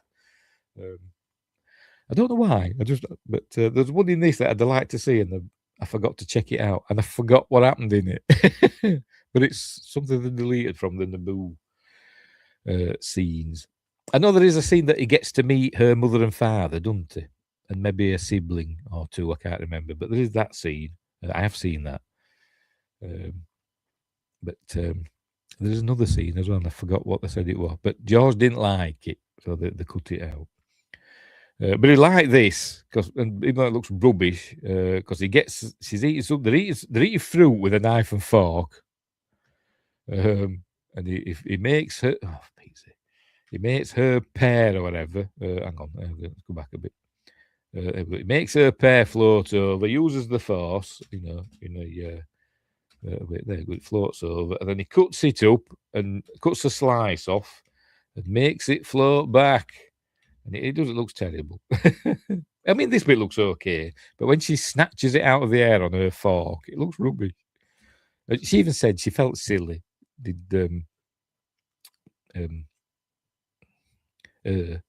Padme, Natalie Portman said she felt silly. She was just doing it to nothing because it's obviously a CG fruit, and she just snatches it out. And you look, you see, you tell she's not taking a bite. Look, you can back again. You tell she's not taking a bite. Look, bloody rubbish. But anyway, whatever. Right. So, it's this scene now. I think I cut this out of my my edit because it's terrible, isn't it? This is the outfit that George Lucas designed. And when I say designed, he probably just went up to is it Tricia Bigger, something like that. That was the costume designer. I think he said, "Put Padme in a basque," because I'm an old pervert. Anyway, so they did. But for some reason, she's got Obi-Wan's headset on. I don't know why, but anyway. So they're having a little chat saying, I love you, Padme, especially in that. And she said, we can't love each other because I'm a senator and you're a Jedi. And she's in a sexy outfit. She's pushing her chest out and all that at him. But, I'm haunted by this. Is some of George's amazing dialogue, or is it that other fella? I don't know. It's not. It's George. He wrote it all. I'm haunted by the kiss you should never have given me, and all that stuff. My heart is beat. George is writing this, thinking, bloody hell, this is Shakespeare. Is this? It's like something I'd write. It genuinely is. See, Justin saying evil Padme, because she's in black. She's in black, isn't she? She is evil. But anyway. So she basically fobs him off, and he's like, love you, Padme, and I'd kill for you. He doesn't say that, but he's eating his eyes, look. And look, he's suffering and all that. And then she gets her pole out, doesn't she? Because we've all seen Robot Chicken. And I'm a queen, and a queen, and a senator, and a senator. I always think of Robot Chicken. Anyway, so... But she says, no, we can't. We can't, but I want to, but we can't. And he's like, oh, whatever, I'm off to bed. I'm going to do some genetic material. Anyway, right. So back on Camino, he's going now. He's telling Tonway that he's going. So, and she says, if you need more troops, let us know, but it'll take more time to grow them. It'll take another 10 years, won't it, to get some adult troops? So, hope this Clone Wars goes on for more than 10 years. It doesn't, but so I'm guessing, because they had 1,250,000 clone troopers. So I'm guessing that's how many they had in the Clone Wars. I'm guessing, but and no more, because that's all that we're ready in 10 years. Anyway, I don't know if it were ever mentioned in the cartoon series Clone Wars. But anyway, so off he goes in the team without his umbrella. For some reason, he doesn't get into his ship here to do this. It sends a message back to Coruscant, but he just stands in the rain to do it. Can't he do it from inside his ship? And it's all warm and cozy. No, he does it outside. With all lightning and stuff flashing around. It's probably dangerous. But another one here. Scramble code 5 to Coruscant, care of the old folks' home. I thought, what's that supposed to mean? Old folks' home. Just, you shouldn't care. Is it a code for the Jedi Temple or whatever? I don't know, but never mind. The war's math makes no sense. Not really. Not with the clones and stuff. Anyway. So sending a message. There we go. Sending the message back to Yoda and I think there we go. And Mace Windu's there. I think was it Mace Windu with the original name for? Was it Luke Skywalker or was it Mace Windu with the original name for Han Solo? One of them. Mace Windu, one of the original names for the original characters. One I can't remember which one now. Anyway, so he tells them all what's going on, and they tell him, "Well, bring him to us." He says, "Oh, I said the Kaminoans don't think I've got anything to do with the assassination attempt, but they're building a clone army on Master Cypher Deus's orders and on his checkbook, I imagine." But I thought he died before that. And, I don't know. It probably him because he's evil and all. Probably Yoda. But it says, bring us this bounty hunter. I don't know how he's going to get him back. Would he just take control of his ship? Because there's not a lot of room in his starfighter, is there? But anyway, there we go. So, right. So we also learned that the dark side of the Force has diminished their ability to use the Force. So we won't tell anybody because we're evil. Meanwhile, Anakin's having a dream about his mother. Hang on, have I missed it?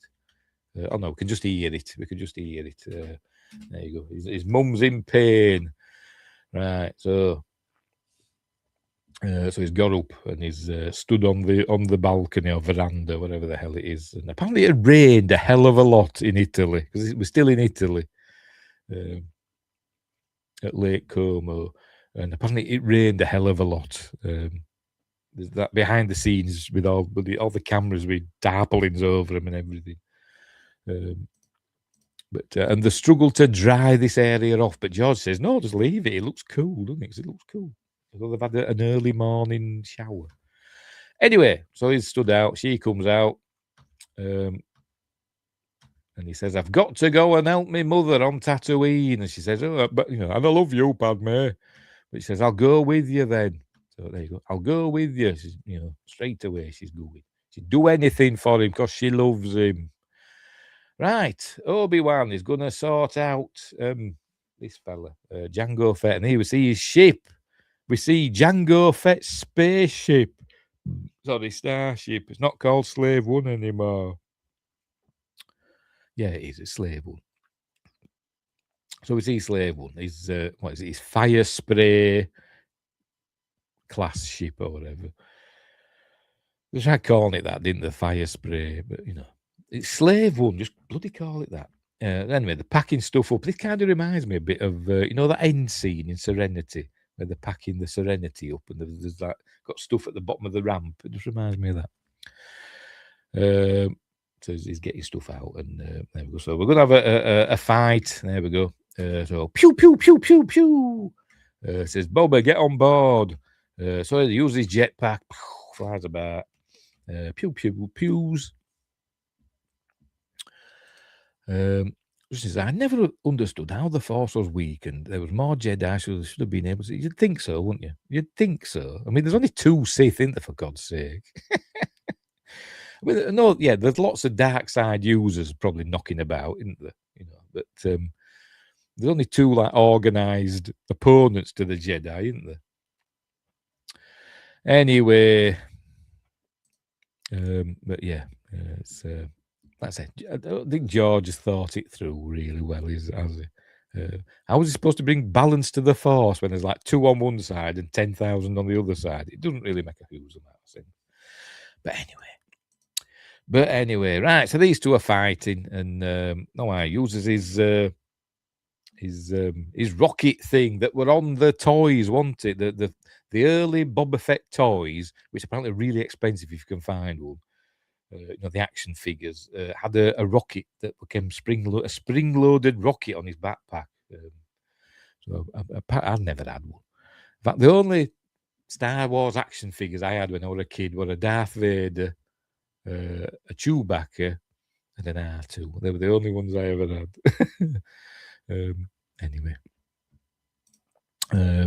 Fires that. Boom! Blows up Obi-Wan, but not really.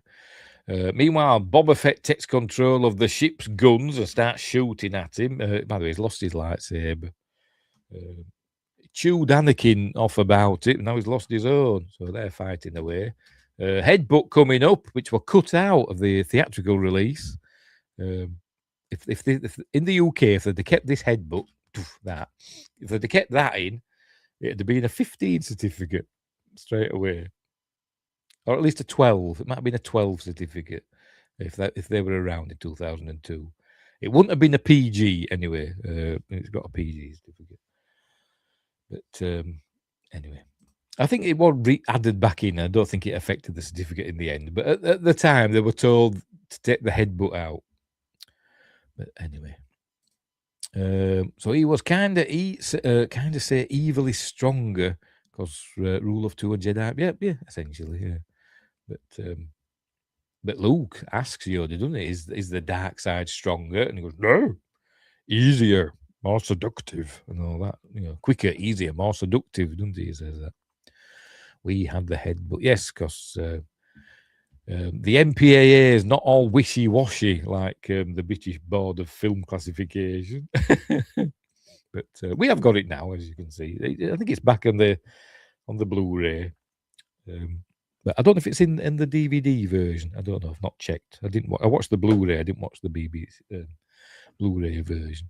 I watched the Blu-ray version, not the DVD version. Anyway, he was going to get his lightsaber back, but I was going to try. But then he gets dragged along. Now he gets a cable attached to him. And there we go. He loses his jetpack. So I'm guessing he's got more. He must have a stack of jetpacks in his in the ship, because we see him with another one later on. So he must have at least 2, because he's lost one now. That one's blown up. Right. So here we go. They're going to go over the edge. Oh, not good. And they go down. He's using big spats and big sharp things on his whatevers to stop him sliding down. Beskar, I imagine, but I don't think George had thought of that by this time. But anyway, Yoda not as wise, methinks. Yes, Yoda's rubbish. Everything's always clouded, isn't it? But can't see. The dark side clouds everything, and future is clouded, and difficult to see the future. He's rubbish. He's flannelled his way to the top, hasn't he? He's a good fighter. That's it. He's fought his way to the top and tried to make out he's wise. I mean, he didn't have to speak like that, did he? I don't think Yaddle speaks like that, does she? Because we saw her in that Tales of the Jedi, which I was watching earlier on. As I said, where we saw Dooku become Sidious's apprentice, didn't we? Because he kills Yaddle, doesn't he? Anyway. Right, so he falls there and cuts off the cable. There we go. And there it is. For Pete's sake. There we go. Cuts off the cable and he falls and does a... hang on, where are we? Is he falling yet? There we go. He falls and then he throws the cable because, they don't panic, do they? They don't panic. Throws the cable and luckily it's got a big spiky bit on there, and it attaches to that pole. And they filmed that in reverse. They started off with it attached and then just yanked it off and then played it back in reverse. Anyway, so off he goes. There we go. He lands on there and goes running back through to Poker City, but he's crawling back up, and he gets on board the ship. Oh, he gets his lightsaber back, throws a tracking device, a homing beacon or whatever. Oh, I've missed a bit. Hang on, let's go back. Right. Remember saying George thought the clones were going to be stormtroopers in the original trilogy, which is why I put this bit in with Django bangs his head as he goes up the ramp. There we go. Bangs his head as he goes up the ramp, because that was a trait that the stormtroopers had, even though we only saw one stormtrooper bang his head. It's an Easter egg, in it, but then obviously he's changed his mind, because then the clone troopers didn't become the stormtroopers. They ended up becoming conscripted humans, didn't they? Anyway, so he's got a tracking device on Slave One. Right, so anyway, not back at Tatooine, Padme's got another ship now, another silver ship. She keeps getting these silver ships, doesn't she, from the Naboo? They love their silver ships. Anyway, comes down, landing at we're at Mos Espa, aren't we? So I don't know which docking bay it is, but there we are, and off they go. There we see a bantha and lots of people. Probably all filmed separately. Yeah, they're in a rickshaw, which didn't have room for R2 because he's trying to keep up. They're going to see Watto. I'm just looking to see if there's anything in the background that's interesting. Anyway, here's Watto, who's 10 years older. He's not doing well, apparently, but he's got a little flying saucer hat on. But then loads of flies round him. Bit like me. Right, so he says, "Oh, you're a Jedi. I haven't done anything." And they say, "Let me help you with that." It's a pit droid, isn't he? He's fixing this pit droid for him. And then he goes, "Annie, little Annie." Then we're looking for Shmi Skywalker. Anyway, he does this. There we go. Little look. Cool bit of animation. I must admit, they were really proud of it. You could tell, because they go on about it in the commentaries. But they were really proud of the animation in his eyes when he recognises Annie. And then he can start flying again. Remember, they were always flying, I think, pretty much in Phantom Menace. There we go. Always, because he's toy daring, always flying. But they see him, he's not flying because obviously he's got a bit older. But anyway. But this is where we learn that he hasn't got Shmi anymore. He's sold her to Klieg Lars, who has a moisture farm over on the other side of Mos Eisley. But anyway, I sold her, and then he says he freed her and married her. What about that, eh? Justice says the law between the movies and shows is so good. The expanded universe was excellent, and then Disney ruined it. Well, they got rid of it in the expanded universe. But anyway, there's rumours going around, isn't there? I don't think it's true that Disney are going to drop the sequel trilogy from the timeline and focus on the original characters from the, I presume, prequels and original trilogy. I don't think that's true, but that's a rumour that's going around.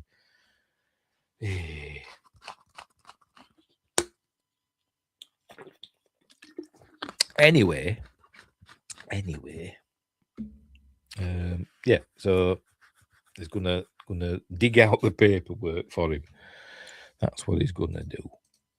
So they're gonna head out over across the Dune Sea. So right. Meanwhile, Slave One arrives at Geonosis, or Geonosis, as George Lucas pronounces it. We see it has a ring system, but for some reason they call it an asteroid field. But I'd call it a ring system myself. But anyway, there we go, and here comes Obi-Wan because he's tracked it, and there we go, and he starts following them through the asteroid field, and then get a cool space battle. There we go. They've detected him. Hang on, son, we'll move into the asteroid field. And this is where all Daniel Logan does in this is go, Dad, fire. It's all he does, and it's a bit dead annoying. Anyway, so we get a cool battle scene in this, a space battle, where they're fighting each other. But it does some seismic charges. There we are. Not sure how these work in space. Seismic charges, but it seems to be like a sound thing rather than seismic. Seismic's rock, earthquakes and stuff, in it. But I don't know. But it makes a weird sound, doesn't it? Is it a force? It must be some sort of force field rather than just a sound thing. Because there's no sound in space, is there? Because there's no air to speak of. But anyway, so it does that. It destroys asteroids, but it don't get him. So it's going to shoot at him instead. Oh, they fly through an asteroid, which reminds me of The Last Starfighter, that bit where they go through an asteroid in that. So George Lucas is ripping off The Last Starfighter. Anyway, so they fly through that, come out the other side. And he starts shooting at him. Pew, pew, pew, pew, pew. Blast, this is why I hate flying, he says. By the way, Ewan McGregor were really happy that he got to fly a spaceship in this. He said, I got my own spaceship. But anyway. And they fire a missile at him as well. They fire a missile, and he gets out of that by jettisoning the spare part module. Here we go. Which makes now we jettison the spare part canisters, which obviously the missile must hit them, and then it blows up, and they think it is being got. They think Obi-Wan's being killed. They won't be seeing him again. And then he flies past this big asteroid in the ring system. But then we see, oh, look, he's there. There's all this parked his ship on the asteroid, which is how Boba Fett knew that the Millennium Falcon was on the side of the Star Destroyer in Empire Strikes Back, even though Boba Fett didn't see this.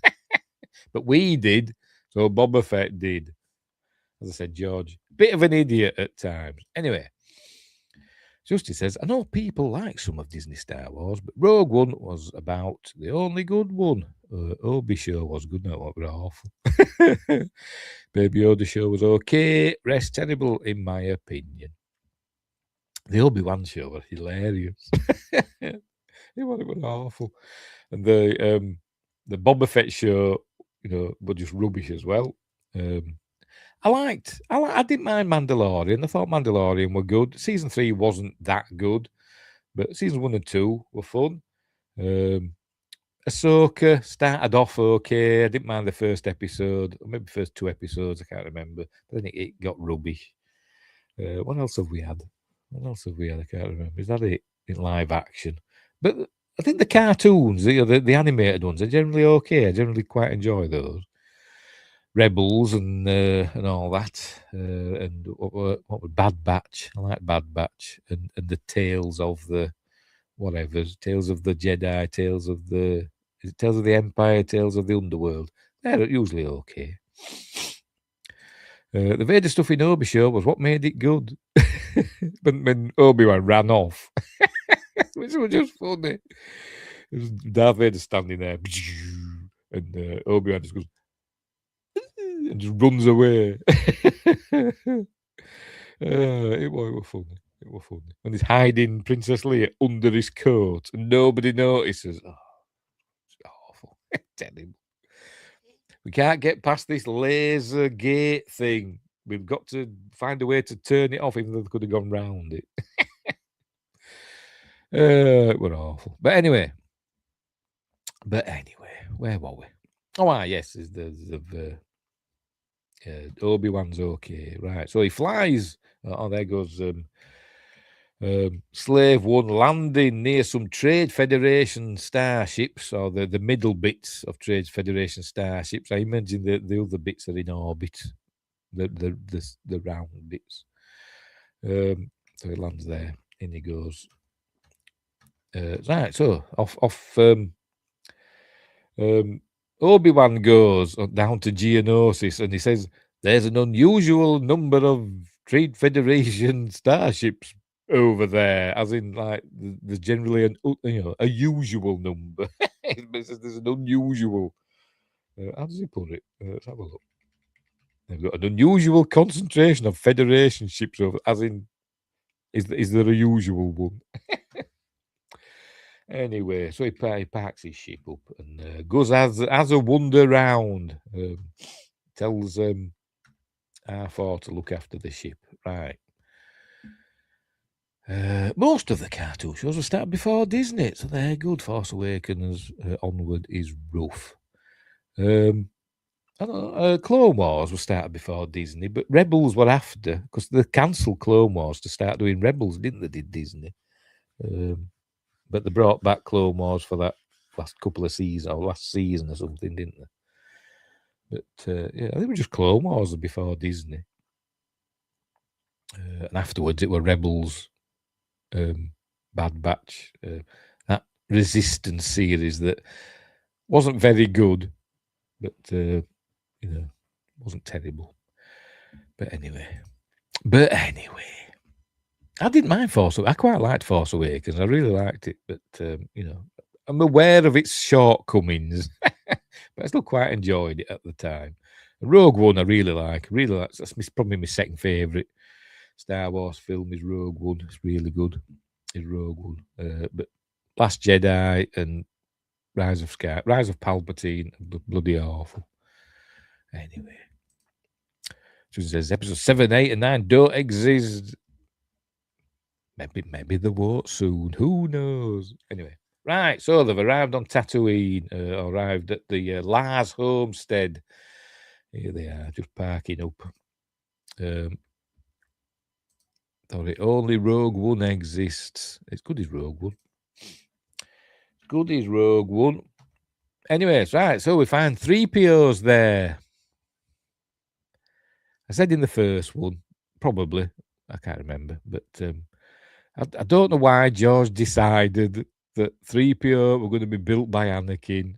Obviously, it wasn't built by Anakin. It must have been in the scrap pile, and he's found him and just reassembled him.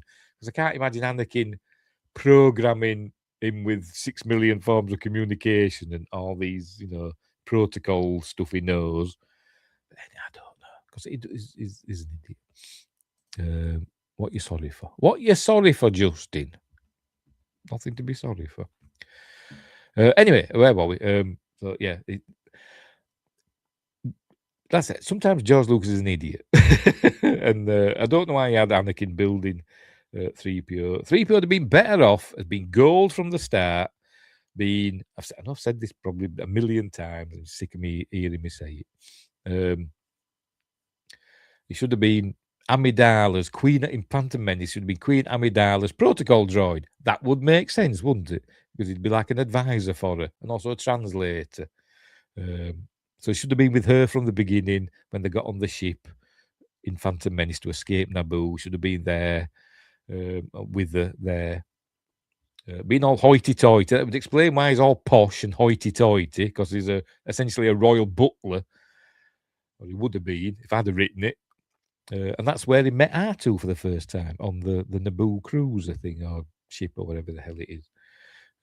But no, he had to have Anakin building him. But yes, as Justin says, Annie was meant to be the greatest. Yeah. But it didn't need him. We didn't need to see him building 3PO, because we saw that Anakin had built an amazing pod racer that won the pod race. So that'd have been enough, wouldn't it? But anyway, so I presume when he sold Shmi to Klieg-Lars, obviously that included 3PO as well.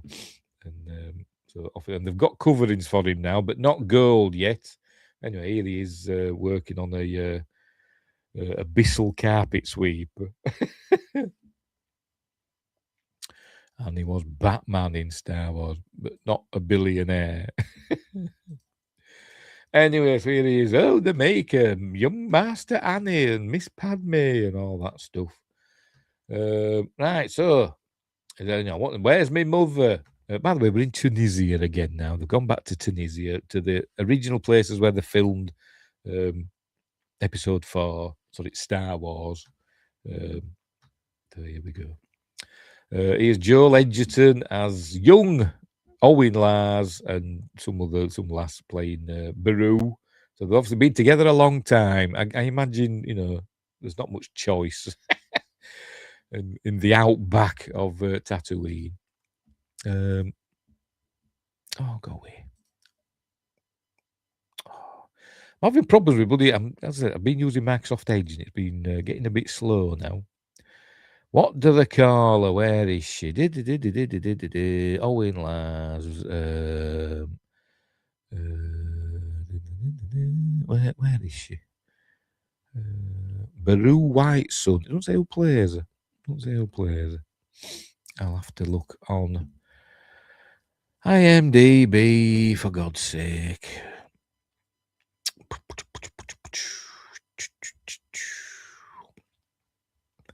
Baru, where are you, Baru?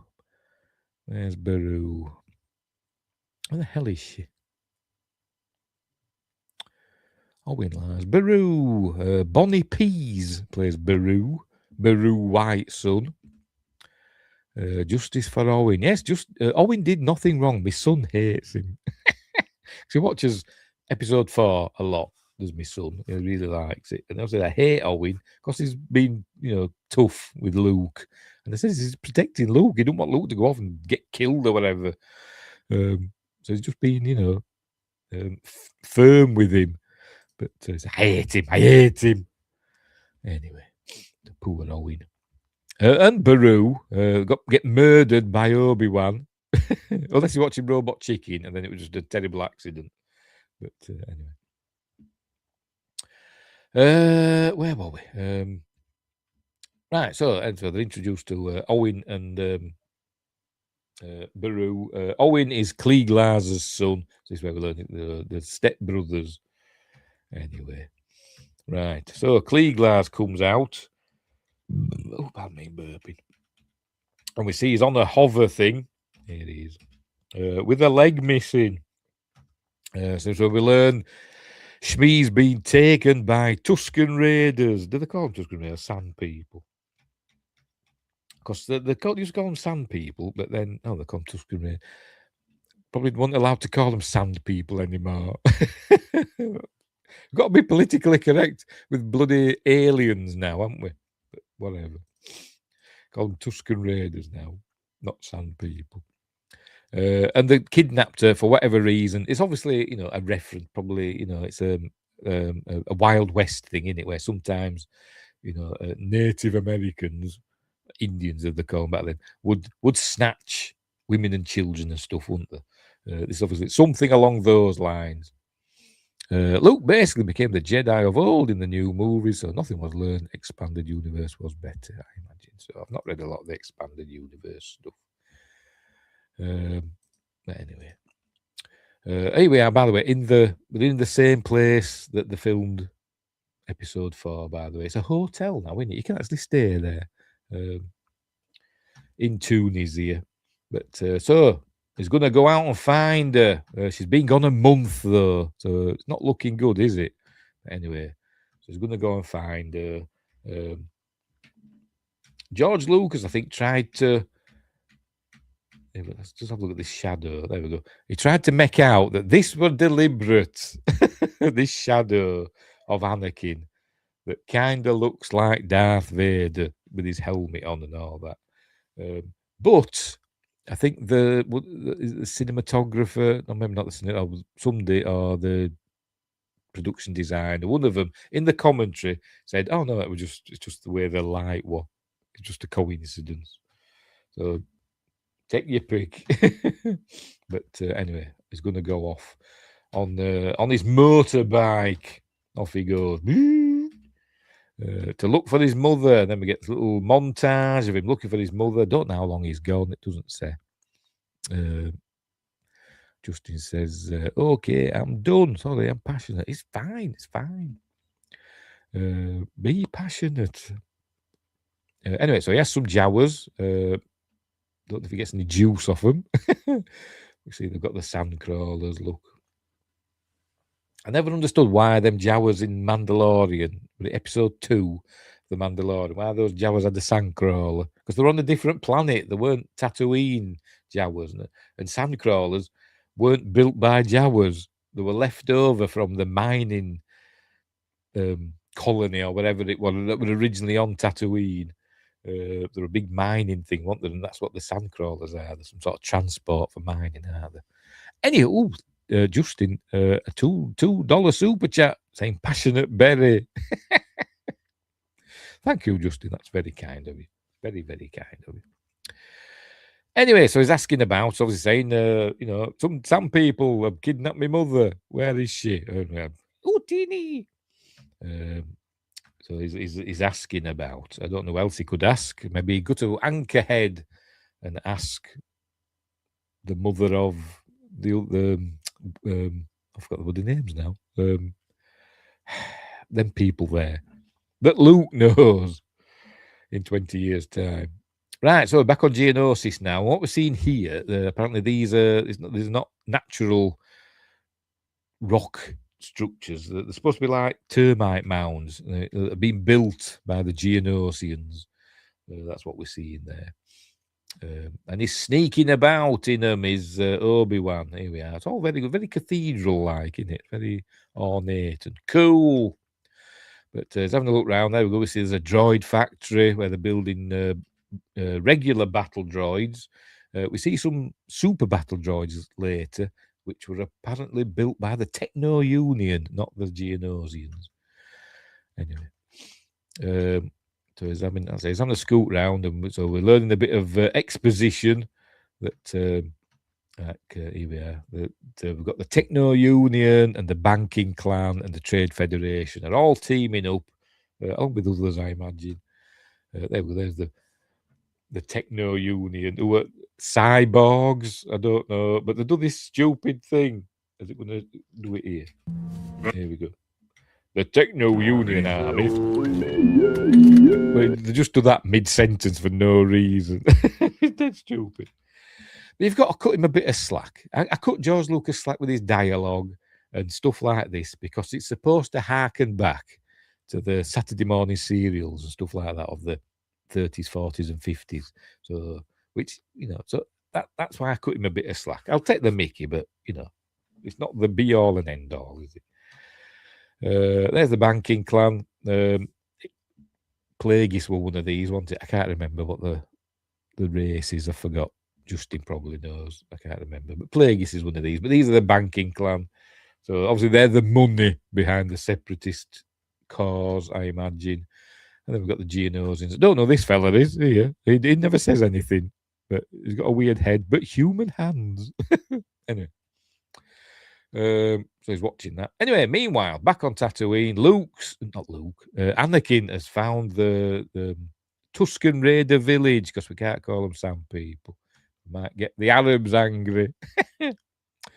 And we also see that Tatooine has got 3 moons. There's 2 there, and there's a bigger one somewhere. But anyway. So here he's going to find his mother. I'm guessing he uses the Force to find his mother. Now we see these creatures. They've got a name. I can't remember. They're like dogs for them. They were supposed to be in the first film, I think. What did they say they were going to do with them? Can't remember. But they're supposed to be in the first film for something. I can't remember what. So they brought them back for this one. What was it now? Can't remember. I'm hopeless. Count Dooku. Okay. Anyway, fighting away. I wish I could remember what they were going to use. I thought they were going to use them to attack somebody, and I can't remember who. Anyway, never mind. Right, so he cuts a hole in a tent or a wigwam, wherever the bloody are. TP. Finds his mother all tied up. There he goes. So they've been torturing it or whatever.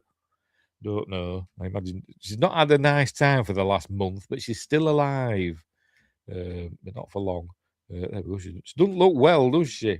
And he says, Mom. And she says, oh, Annie, why did they call you Annie? Annie, are you okay? Are you okay, Annie? Says Michael Jackson. But anyway, so she's going to die now. You can see she's all covered in scars. And her last words to him are words of love. And it's like, ironically, her last words of love are what start to turn him towards the dark. It's a big push towards him turning towards the dark side, isn't it? So she's proud of him. There we go. She says she loves him. Now I am complete. I love you. And then she expires.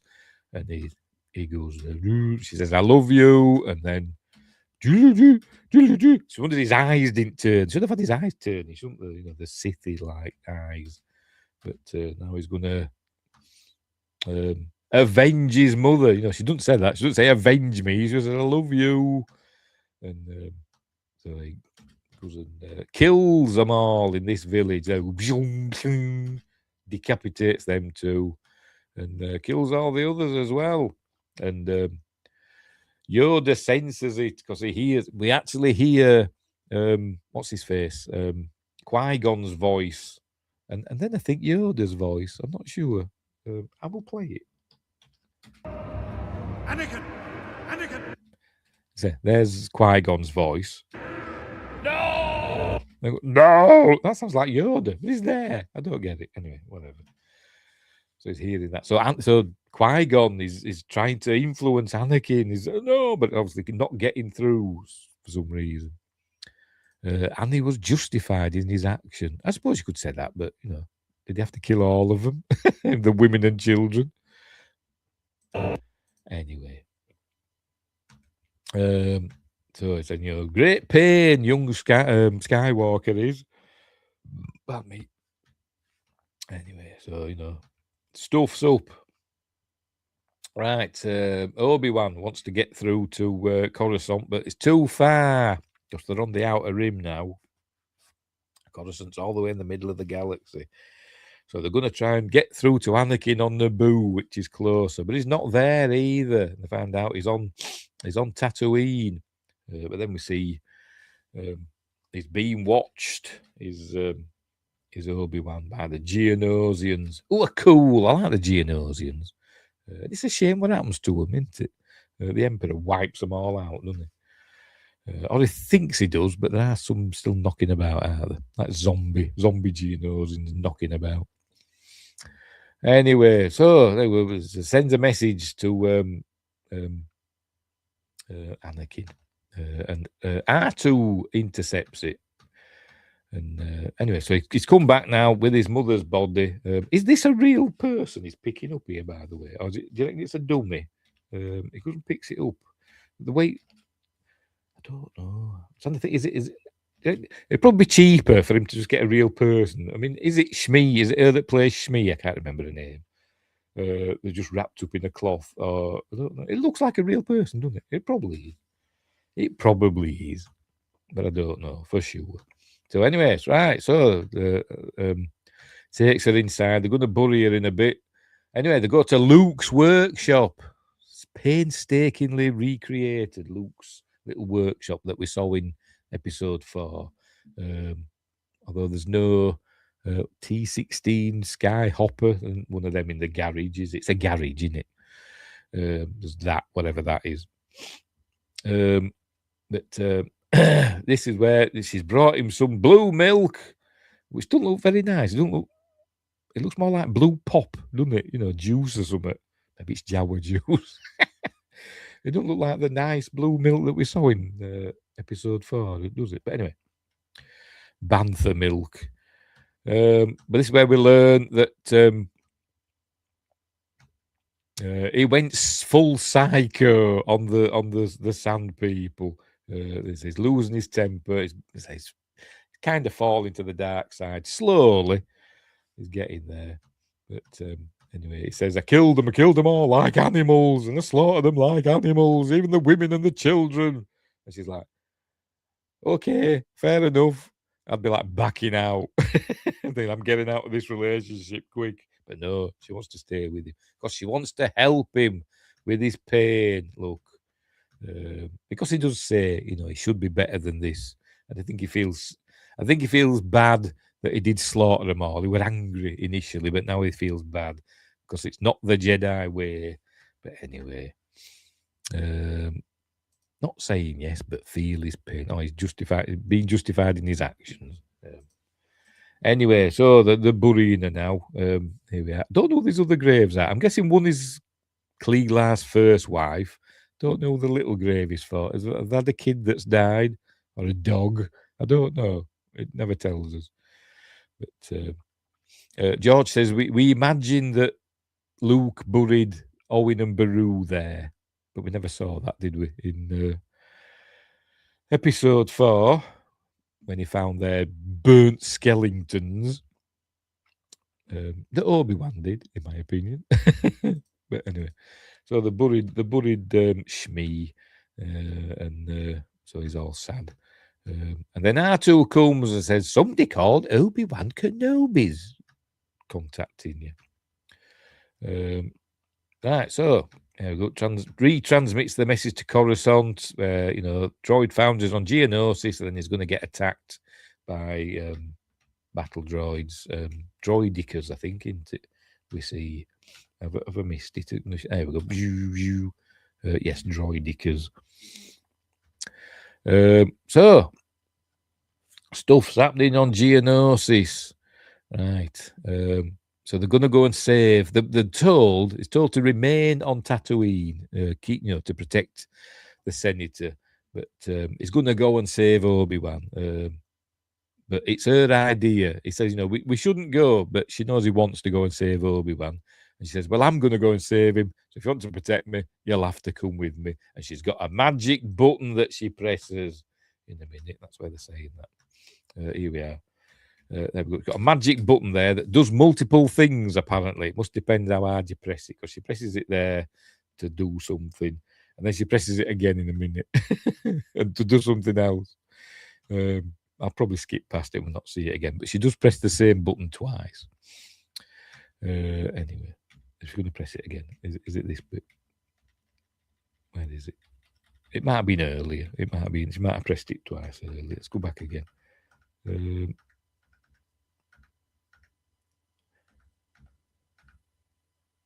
I want to see her press this button twice and show that I'm not a liar. There we go. She presses it once there to play the message, and then she presses the same button again later.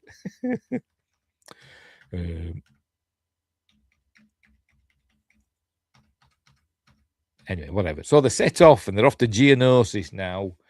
Meanwhile, on what's the face thingamabob, Coruscant. This is a can't remember. These are from Malastare. A Gran from Malastare. Apparently, the Grans invaded Malastare many years ago, which is why both Dougs and Grans are from Malastare, apparently. Anyway, so they're reporting to Palpatine something out there, I think, about. He's talking to. They are all there. About what's going on with the Trade Federation and all that stuff. And this is where he's saying, I should have emergency powers. Or somebody's saying his aide is saying he should have emergency powers. If only Senator Amidala was here, she'd know what to do.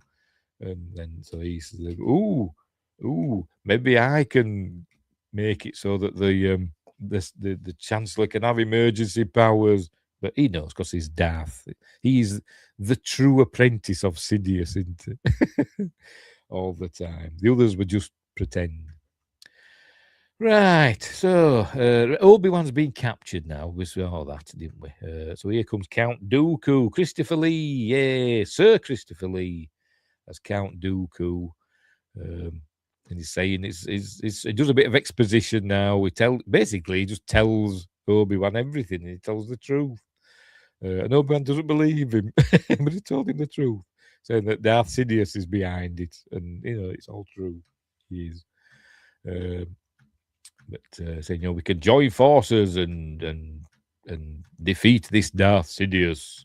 There we go, a Sith Lord called Darth Sidious.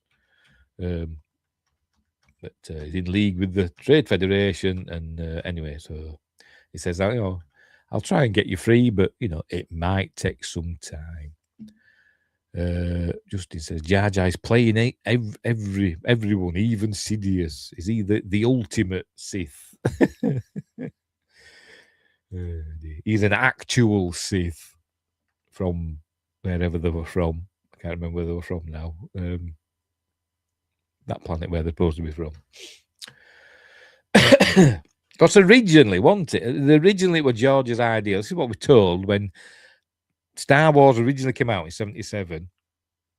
It originally said that, excuse me, Obi-Wan and Darth Vader, because we didn't know he was Anakin Skywalker at the time, fought on the planet of the Sith. It was called something else. And they defeated him, and he fell into the volcano. Did Vader, didn't he? And it was the Sith that rescued him and put him in the suit and saved his life. And that's how he became the Dark Lord of the Sith. But then he changed it all and made the Sith were the opposite of the Jedi and all that stuff. But whatever. Somehow Jar Jar returned, yes. Somehow. Be cool if he did. Just make Jar Jar the big bad. Anyway, right. So here we are at this is where we are at the Senate building. There we go. It's Jar Jar talking. Senators, hello, fellows, because he's an idiot, isn't he? Or he isn't, he's necking out. He is. So he's there. They go. He gives emergency powers.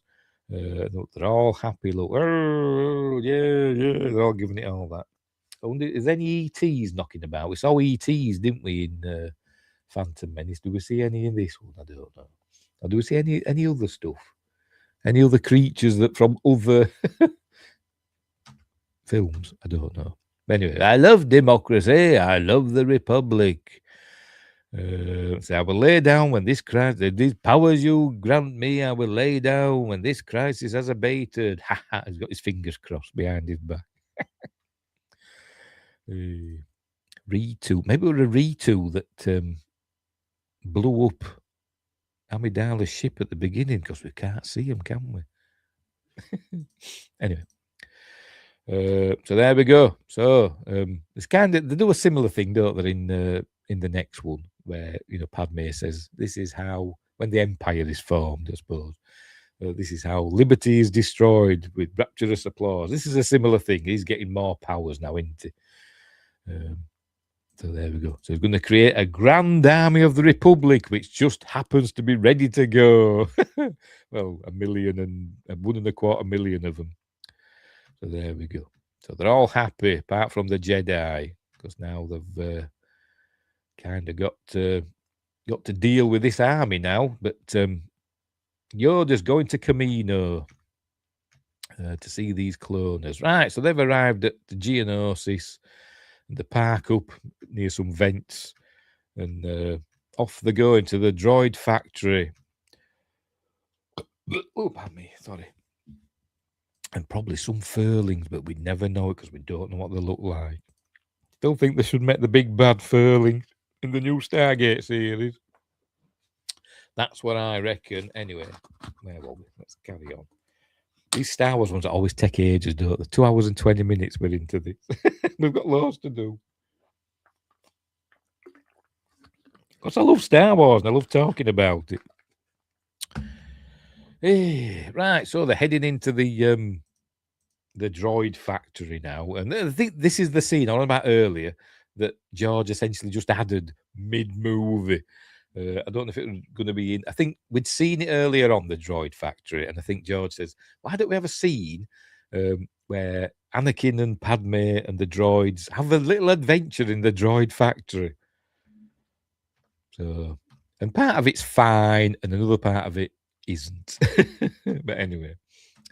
So R2's going to go and help him, and 3PO's going along for the ride. And this is cool because we see that the Geonosians, or as George Lucas calls them, Geonosians, are in.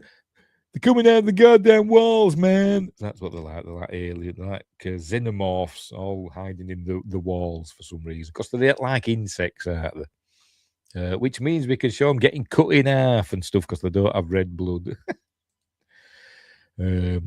This is how democracy dies to thunderous applause. Man, remember, everyone thought it was bush bashing movie. Yes, at the time. Yeah, because it was reminiscent of, You're either with the terrorists or you're either with us or you're with the terrorists. That was his speech he gave, and it was a kind of a reference to that one, an absolutes. Anyway, so there's Geonosians all in the walls. So there we go. It's going to cut some Geonosians in half. I'm going to see it. Hang on. We do see him cut a Geonosian or two in half or whatever. Hang on. There we go. Cut that one in half. Look, I told you. Right. So, they end up, for some reason, they go through a door, but there's nowhere to go. Is this supposed to extend? I have no idea. But she falls off. Just randomly. There we go. But she's fine, even though she's fallen where there's loads of molten metal and stuff, but she's okay. Right. That was crushed. Because they're just bugs, it doesn't matter. We still get a PG rating. Anyway, Anakin's going slashing about with his lightsaber and stuff, and he can fight off living things all day with his lightsaber, but machinery somehow bamboozles him. Don't know why. Even though he can repair things, but he can't fight machines, it seems. It cuts another one in half. Look. The Geonosians have developed weapons that are essentially lightsaber proof. So they fire weird, I don't know, jelly weapons or whatever. I don't know. But anyway, so here she is running about on the blue screen conveyor belt. She said, I had loads of fun. I thought, I bet you didn't.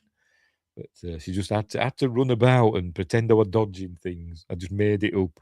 And then the geniuses at ILM just stuck all this in. There we go. Kills another one. Anyway, so here come R2 and 3PO now, and shut me down. Machines creating machines. How perverse. Oh, what are you on about? I've never been to a car plant. But then I hate this bit now because R2 bumps into him and makes him fall off. Except he doesn't, he just steps off because he's an idiot. There we go. And I hate this bit. I do a bloody... You can see this is George's idea. It'd be fun. It's a funny bit. All the kids will be laughing. And then we're introduced to R2's rockets for the first time. So we've seen him struggling up and down stairs all these times. But now he can use his rockets because he needs to get from there to a control thing. And George must have been like, how do we get R2 from there to this control thing? I'll give him rockets. And they're a good idea. For an astromech droid, they're a good idea. I don't know if they've always been, in the... I imagine there's been like blueprints and somebody's designed them. But has he always had rockets in his legs? I don't know. I bet he hasn't, but they stuck them in there now. But it's a good idea for when he's like... They could have done it in Phantom Menace, when they were on the outside of the Naboo cruiser. When there were all the astromech droids were fixing it, they could have done a bit where an explosion went near him and he got knocked off the ship and used his rockets to get back to the ship. That had been fine. But on a planet, you've got gravity to contend with and all that stuff. They'd have to be pretty powerful to lift up, this big bloody pepper pot thing. R2 must be a Dalek. He must be, because they can go up steps now. Get out there. Anyway, uses that. There we go, because they needed to get from A to B, and the only way they could do it is give him rockets. He could have just thrown himself off and landed with a clunk, because we know he's tough after what happened to him on Dagobah. He got eaten by the creatures and all sorts, didn't he? Went through the ringer on Dagobah. We know he's tough. He should have just thrown himself off and landed with a clunk on the conveyor belt and just worked his way around, couldn't he? But anyway, whatever. So they're all fighting. She ends up in a big, what are they called? What's the word? I can't remember what they call them now. It's where they're going to pour molten metal. Yes, or it could have had a grappling hook, like a Batman grappling hook, where he just fired it at where he wanted to go, and then it just pulled him there at high speed. What do they call these? It's on the tip of my tongue. It's on the tip of my tongue. I can't remember what they call. She lands in that anyway. It looks like a mortar and pestle, doesn't it? One of them things, but they're not called that. And I can. The word is there in my mind, but not quite forming. Anyway, one of them. So lands in that, and we see that the molten metal is being poured into various others. All right, then 3PO gets his head cut off. And his head lands somewhere, and his body. So anyway, they're going to swap heads with a battle droid. Here we go. So there we go. A battle droid head gets onto his body. So obviously, it's standard.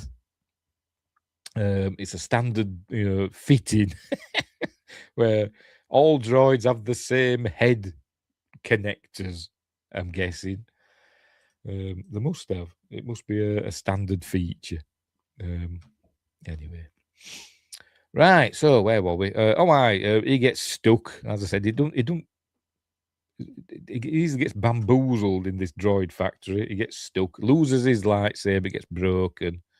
She's still stuck in there. Look, she's going to get covered in molten metal, but don't worry, R2 sorts it out. And she doesn't. And then when she rolls out, here she comes, and gets captured. And then Anakin gets captured as well. His lightsaber's broken, and then he gets captured by droidicas and Jango Fett. Don't move, Jedi, he says. Hey. Right, so they're captured now, and here they are at the arena, where they're going to fight John Carter. And this is where they're going to profess their undying love for one another, or she does to him, because all the film has been going, I love you, Padme. And now she's going, I love you, Anakin. I truly, deeply love you. Honest. That's what she says. That's what she says. So they have a quick snog, and out they go into the arena. It's just like Gladiator. Mill ladles. Is that what them think? I'm not thinking of them. I'm not thinking of that. Is that what they call them things that the molten metal's going into? Is that what you're on about? I wasn't thinking of that. I know what I'm thinking. What's they call it? Never mind. I'm going to search for it. It's going to do because it's doing me head in. Why can't I? What is up with bloody thing lately?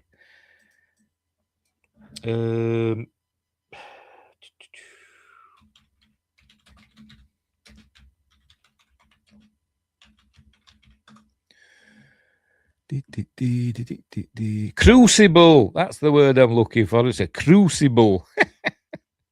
Thank you, Google AI. Googly eye. Yes, the bucket thing. Yes. I was thinking a crucible. It's a crucible. And I've used that word today because I've been watching the snooker final on TV, which is at the Crucible Theatre. So I don't know why I couldn't think of it. But yeah, Crucible. Anyway, right. So here we are on Geonosis in the arena where all the Geonosians are all watching. And this is a big homage to Ray Harryhausen. I like this. I do like this. So here they are. And they see that Obi-Wan's already chained up to a big pillar, and they're going to chain her up as well. And Anakin says, "Oh, we've come to save you. We've retransmitted your message, and now we've come to save you." And he goes, "Good job." You could also call it that. Also states mill ladles. Yeah, okie dokie, fair enough. I've never heard of a mill ladle, but I do now. But crucible was the word I was thinking of. I was thinking there's a horror film called Crucible of Terror, I think, and that's what that's what was floating about in my mind. But anyway, right. So there we go. Good job. Right. So they're gonna bring out some deadly creatures. But here we are. Here's Poggle the Lesser, who is the leader of Geonosis, along with the Newt Gunray and another Neimoidian, and Count Dooku, or Doku, as George Lucas calls him. Oh, pardon me, sorry. Right, so out come the beasts. Let the executions begin. And out they come. So first we're introduced to can I remember the reek? If you can remember these creatures. We've got all of these somewhere in a box, little action figures of them. So we've got the reek, and out comes the Ackley. There it is. I like the Ackley, the model, because it had squidgy guts that you could rip out. The toy I'm on about. So there's the Ackley, cool. And then finally, Bezu, is that what they're called? I'm gonna have to ask. I'm gonna have to check. Maybe it'll say in the plot description. Let's have a look.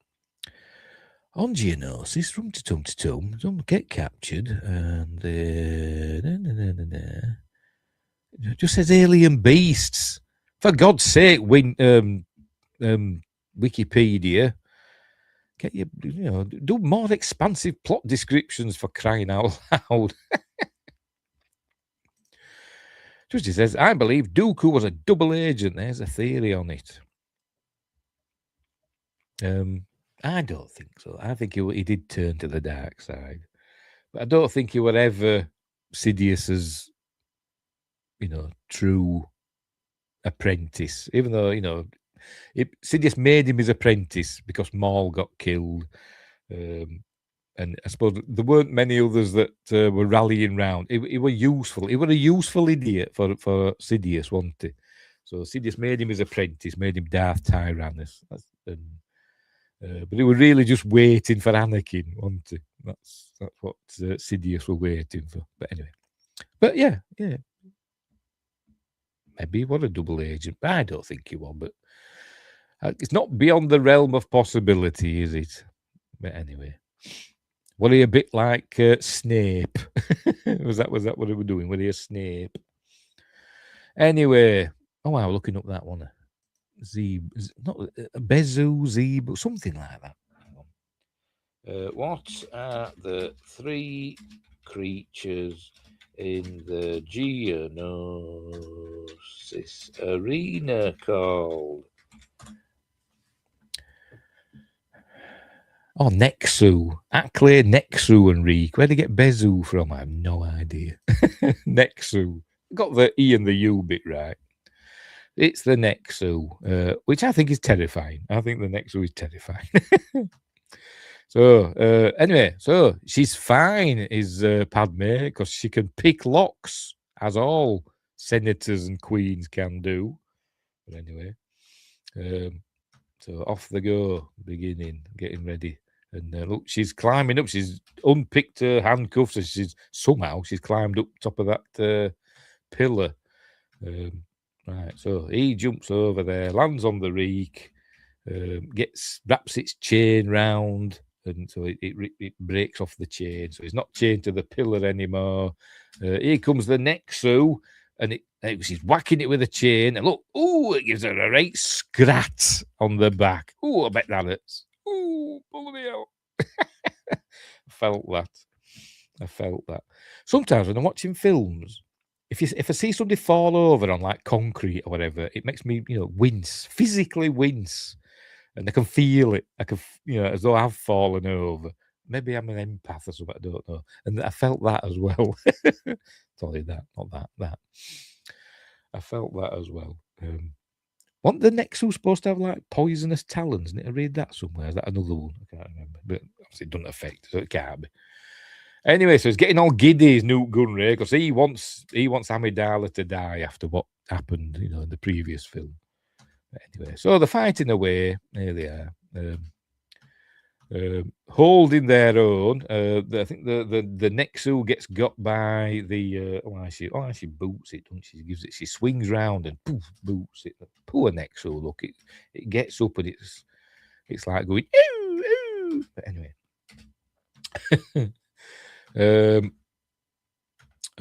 Yes. Obi-Wan's pillar's been knocked down by, I can't remember, the Ackley. I think it's the Ackley that's getting him. He was dealing with some Geonosians.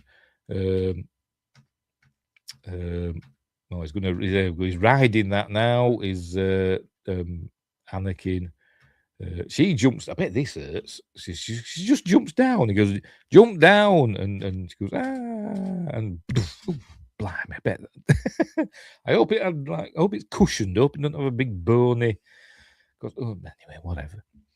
I do the same. I feel their pain. Yes, I do as well. Makes me cringe. Particularly people just fall on hard surfaces, when there's no padding on. Doesn't make me cringe. Anyway, now she gives him a little kiss, which is obviously. Where are we? Now she gives him a little peck on the cheek.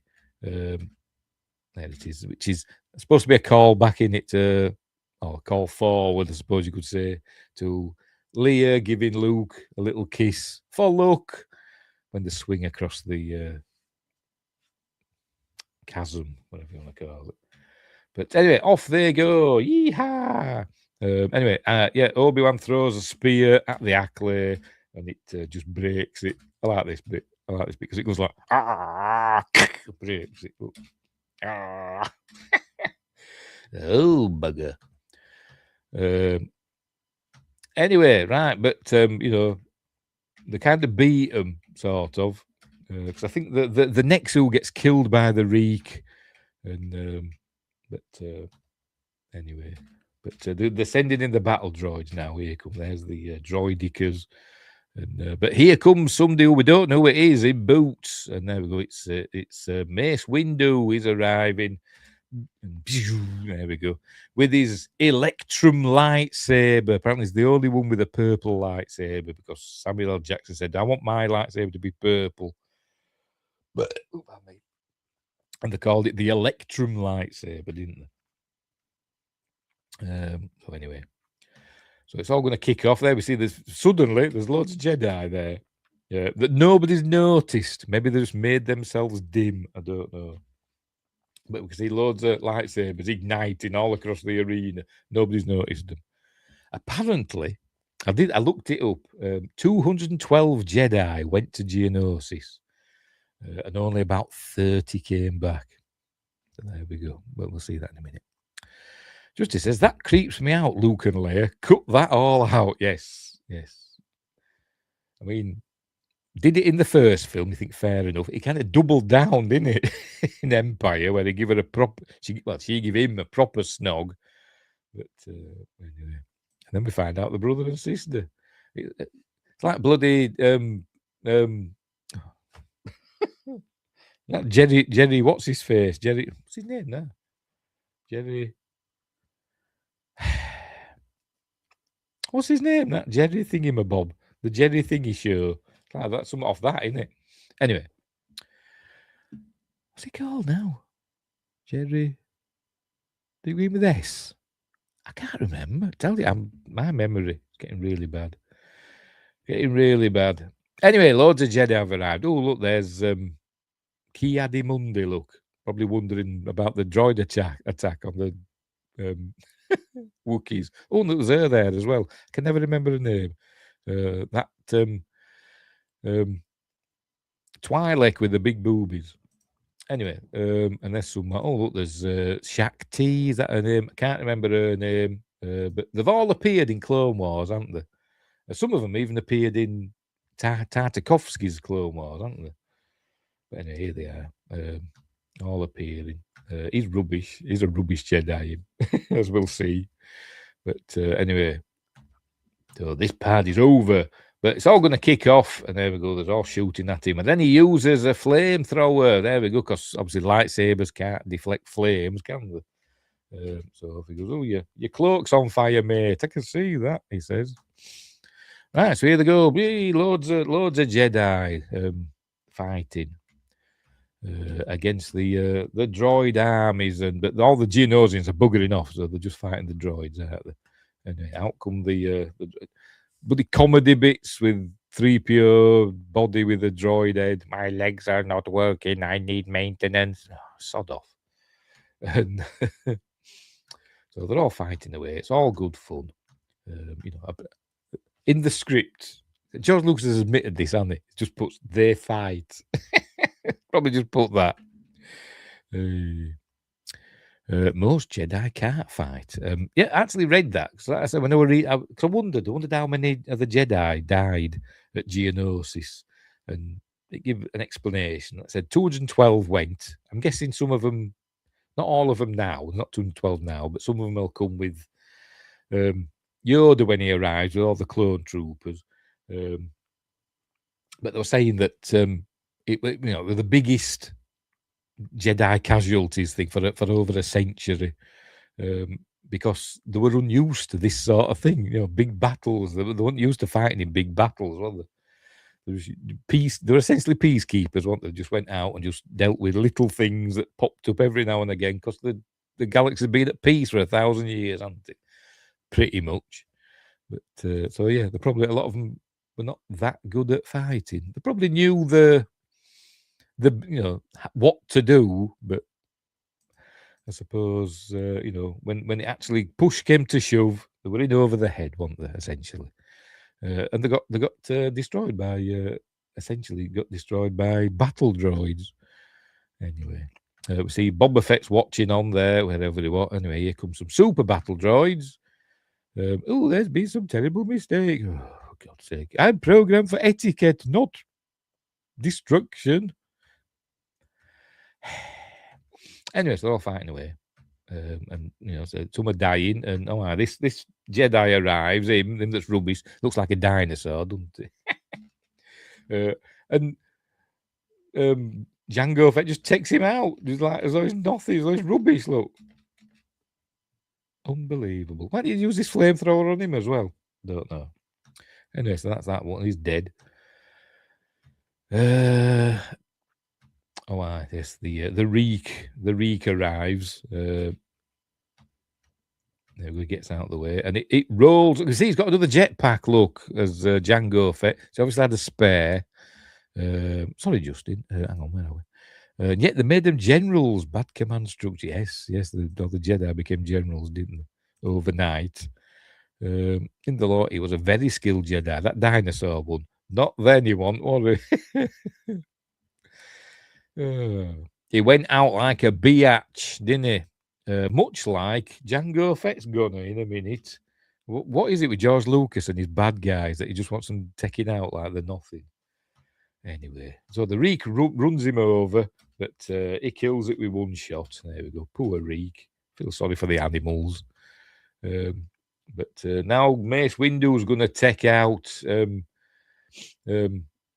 Jango Fett. We see his rocket, his jetpack's malfunctioning. We see he's going to try and activate his jetpack, but it doesn't work. See, as he comes running up, his jetpack starts to light up, but it's malfunctioning. He's going to fly out of the way, but no, he gets his head chopped off. And if we watch frame at a time, you can see the shadow of his head falling away there. So see, there's two shadows. Hang on a minute. There we go. That's Jango Fett's head coming out of his helmet. There we go. So that when Boba Fett picks it up in a couple of minutes' time, he doesn't have to deal with his father's severed head falling out. Stuffy now. Dear. Also in the law, Mace thought he was the chosen one. Because he was super powerful, wasn't he? That is kind of why he's mean to Annie. She's a bit selfish, isn't it? Anyway. So that's the end of Jango Fett. And Bob was like, what the bloody hell? Well, at least I've got a ship out of it and some armour that I'm going to repaint for some reason. But anyway, never mind. Right, so they're all fighting away and all that stuff. The Beano is going to kill the Ackley now. Chops its legs off and then kills it, poor Ackley. R2 fixes 3PO, but the Jedi are being overwhelmed. They are being overwhelmed because there's just too many battle droids. There's too many of them, which is what we see in the Empire when the Empire comes along, isn't it? So we're watching Maul Shadow Lord, which is the latest animated thing. It's quite good, It's not amazing or anything, but I kind of enjoyed it. We're all right, and it shows in that the Empire comes and it just overwhelms its enemies just by sheer numbers. Yeah, the stormtroopers aren't amazing or anything like that. There's just that many of them that, you know, most of the time the enemies can't win. There's just too many of them. And that's what's happening here. They're just being overwhelmed by sheer numbers of battle droids. Anyway, so they're surrounded, look, and but they're given a chance. You have fought gallantly. I can't do an impression of Christopher Lee. So he gives them a chance to surrender and all that, but they say, "No, we're not surrendering. You smell." And then, just as they think they're going to get killed, yay! The cavalry arrives. Yay! So the fight starts up again, and the clones are here. Bring in the clones. With Yoda, probably with Velcro shoes, I imagine. I don't know, but anyway, giving out orders really slowly. Around the survivors, a perimeter create. Just say it a bit quickly, mate. But anyway, here they come in their clone troop ships or drop ships, whatever they're called. I can't remember what they call them. Which have some weapons on that are reminiscent of the Death Star, are they? Which we'll see in a minute. These things here, this what is sat in this globe here. But it is cool, by the way. All the clones are cool. They're just there, you know, just dying. But anyway, they take off, and here we go. There's Boba Fett. Thankfully, not finding his dad's head. I imagine it's over there somewhere. It's somewhere just off camera. Is his dad's head? And there we go. So he's sad, but he becomes a bounty hunter as well. Anyway, here we are. Here's all the Star Destroyers coming. There's Venator class, isn't there? And I can't remember. There's two sorts, isn't there? There's ones that have got just one of these towers, whatever they're called. I don't know what they're called. And there's one that have got two, aren't there? And I can't remember which is which. But anyway, one's Venator class, one's another. I can't remember, but whatever.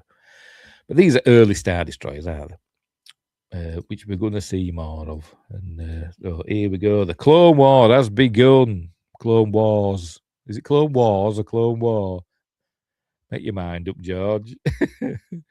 Anyway, pew, pew, pew, pew, pew. I don't know which ships these are. I'm sure somebody knows. The big round ones of the Trade Federation. So which are these then? Are these the Techno-Union ships? I have no idea. Death Star weapon was kyber crystals, I think. Same as a lightsaber. But yes, they used it for the kyber crystals for that. But I'm on about the look of the weapons. But which we'll see in a minute. Actually, there's two. The ones that are on here. Is it going to show them? It's not going to bloody show them, is it? Oh, and they're firing missiles and stuff. So we get a great line. There we go. Good call, my young Padawan. Good call, my young Padawan. Yeah. Aye. Then we cut to the war room back down in the bowels of the whatever it's called, the city. But what's this over here? Look, some weird or some familiar shape there. Look, ooh, what could that be? Anyway, so they're all wanting to get out of there. But anyway, the battle is carrying on. This weapon here, when it fires, it looks like the Death Star weapon. You know, it like comes out and then just do a beam. So that's what reminded me of it. So it's like an early form of the Death Star weapon. Obviously not as powerful, but the same principle. Maybe there's kyber crystals in that. I don't know. Who knows? For focusing. So originally the kyber crystal was just a focusing thing, wasn't it? Like a dilithium crystal in Star Trek. It's not the power source, but then suddenly crystals became power sources for some weird reason. I don't know why, but anyway. Right, so it's all kicking off now. Here's the trade, I don't know, whatever, the separatist walkers, which are weird. And this, I hate this thing. Bloody hate this thing. Another, some sort of robot thing, but it looks like something from, I don't know, Wizard of Oz, like, was it that film Return to Oz? It looks like something from that, doesn't it? It looks weird, some weird steampunk robot thing. I don't like them. Yay! It's Kit Fisto! Yay! And he did a smile earlier on, didn't he? Because we saw him with his smile. Good old Kit Fisto. He dies in the next film. Dead clone there. Look, nobody cares because they're just cannon fodder. That's a Trade Federation battleship middle part. I'm guessing not up in orbit. There must be all loads of the other bits. Anyway, they're firing more missiles at him. Right, so here we go. Walkers are arriving. Look, yeah, cool. Dropping them down. It's cool. It's bloody, it's gizmos and gadgets and what they call it, techno porn. The hell are these? I said they just had a whale of a time, didn't they? The production designers and all that. Doug Chang and his team just making up weird robots and weird vehicles and all that stuff. Not many hovering things, is there? They're all got wheels or legs. There's none of them like land speeders or out like that hovering about for some reason. Don't know why.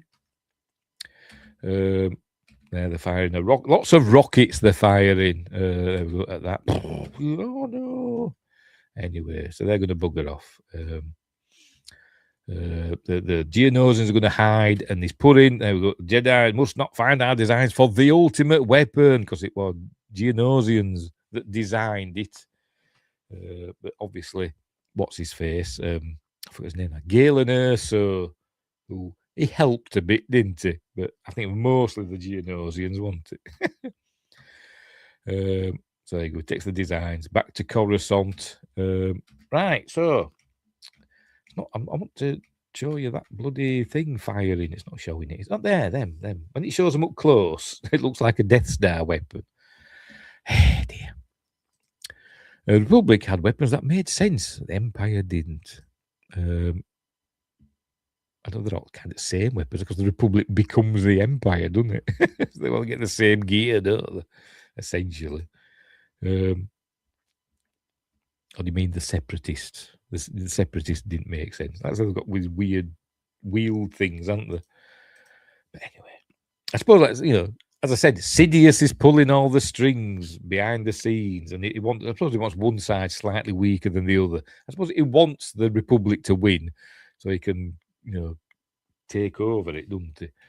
Essentially. There it is. Look there. You see it firing there. Look. But when it's up close, it does the thing where it goes into a one beam. And we see some others in a bit. Anyway, shooty. There's the Trade Federation one's sodding off. Let's make sure we're still going.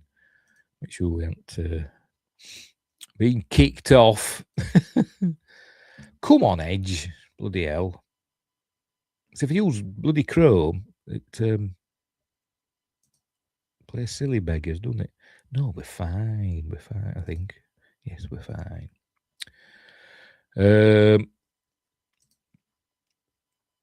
Empire made everything too big because there were weapons of terror, weren't there, to instill terror into the population.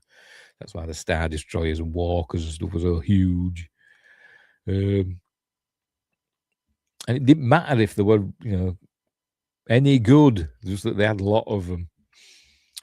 Anyway, right, so this is the Nemoidians buggering off. And then we're going to see, there he is, Count Dooku on his little speeder with his, there he is, with his little speeder, with his two wingmen there with him. I don't know who they are, to be honest. I don't know where they're from.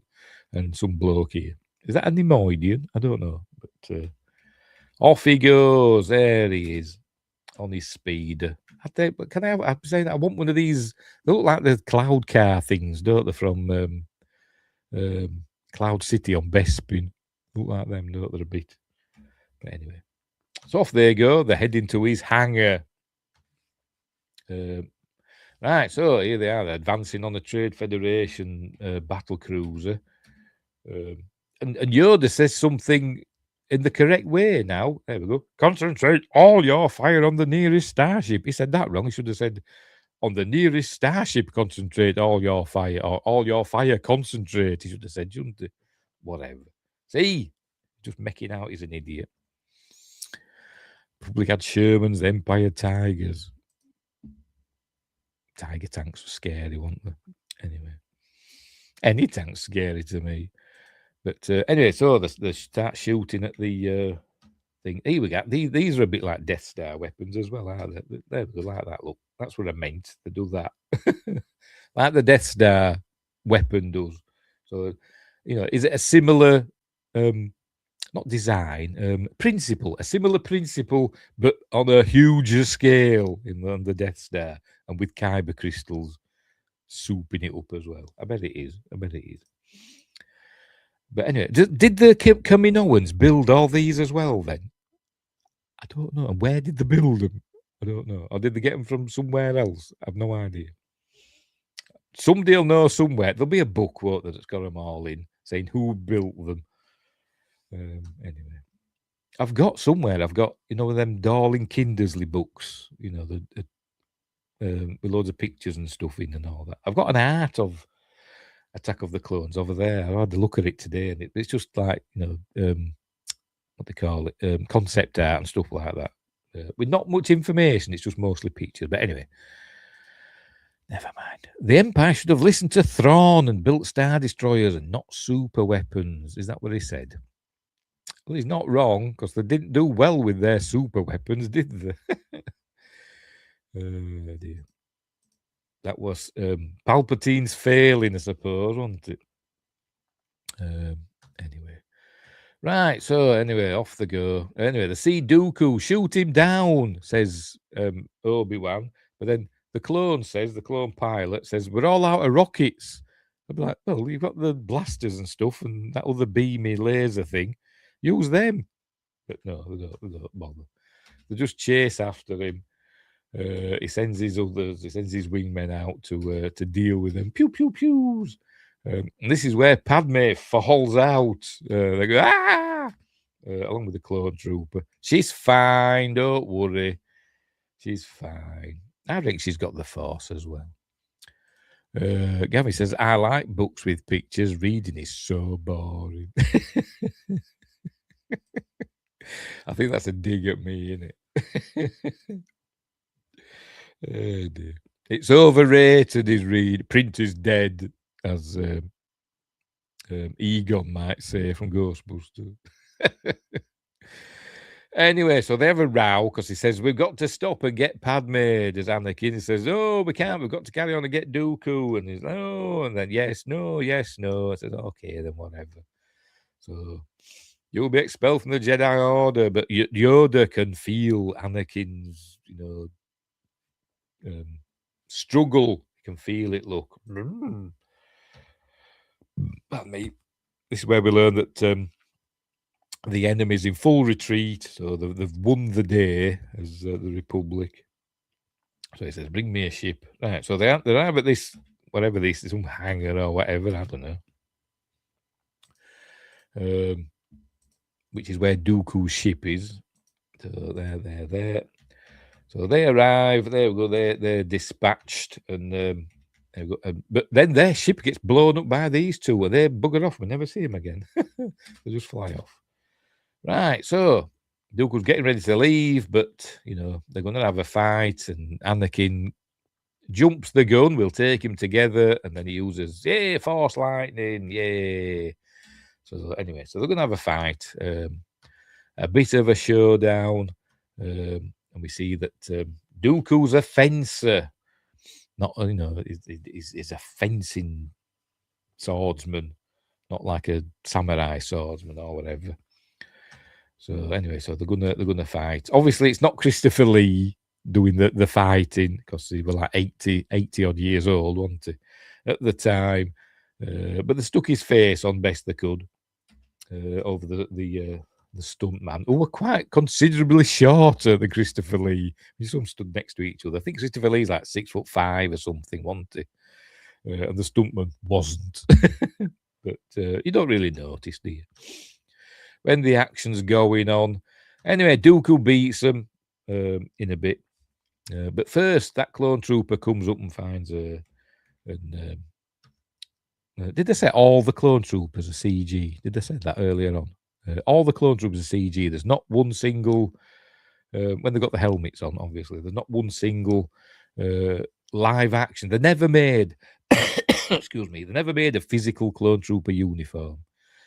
Because somebody was saying, I think it was somebody at Industrial Light and Magic, Rob Coleman or John Knox or whatever, John Knoll, sorry, said, should we just make one, a uniform, an armor, clone trooper armor, just in case, or make some of them, just in case we can't get the CG ones right. And George Lucas says, no, that'll be fine. The CG ones will be fine. So there's no actual clone troopers in real life in this film. I don't know about the other one, the next one. Anyway, says, let's go back to the command center. Then she says, no, we've got to get to that hangar. How the hell does she know there's a hangar? It's just an educated guess that that's where they were going. I don't know. But we've got to get to that hangar. So they're going to get a ship from somewhere. Luckily, she didn't bash her head on one of these rocks that's lying about. Right, they're fighting away. Look, and he soon defeats Obi-Wan. There we go. Jabs him in his leg and all that. He can't get up. It's a bit rubbish, isn't it, really? Against Dooku he is, anyway. Similar thing has happened in the next film, doesn't it? But anyway, Anakin's here, and there we go. Obi-Wan throws him his lightsaber, so he's doing dual lightsabers. He thinks he's Ahsoka. But anyway, so they're fighting away. But it doesn't do very well, and Dooku cuts off Anakin's arm. There we go, and Force pushes him away. But luckily, Yoda's arriving now. Here he is. Yoda's arrived. So now the real fight's going to begin. My little green friend. But so he's going to throw some stuff at him. There we go. In a similar way that Darth Vader threw stuff at Luke in Cloud City. Oh, crikey. So he's chucking stuff at him.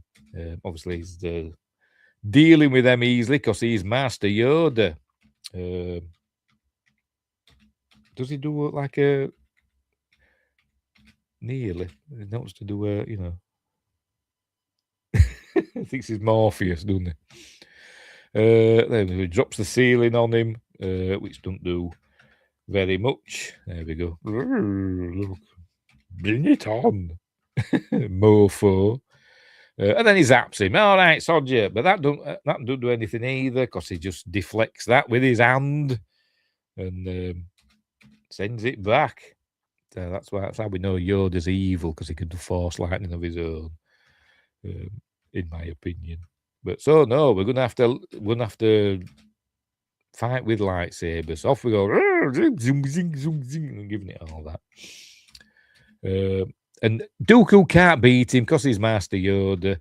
He can't beat him, so he cheats and he distracts Yoda by making this fall onto Obi-Wan and Anakin. So Yoda will have to stop it. And I don't know why Yoda does what he does, because we see he stops instead of just force pulling Anakin and Obi-Wan out of the way. The force pulling or force pushing them out of the way, which you think would be easier because they're not as heavy, are they? He uses like and stops that big thing from landing on them.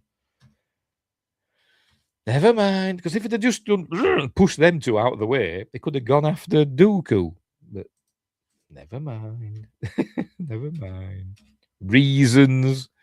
Anyway, but that's it. This gives Dooku a chance to escape. Off he goes in his ship. There we go. There we go. They're like, oh, this is Padme arriving. And just as they arrive, Dooku leaves. Get a couple of shots off. No good. And then he goes into... It's a solar sailor. Don't know how a solar sailor will help going into hyperspace, but never mind. We see the Trade Federation balls arriving at their rings.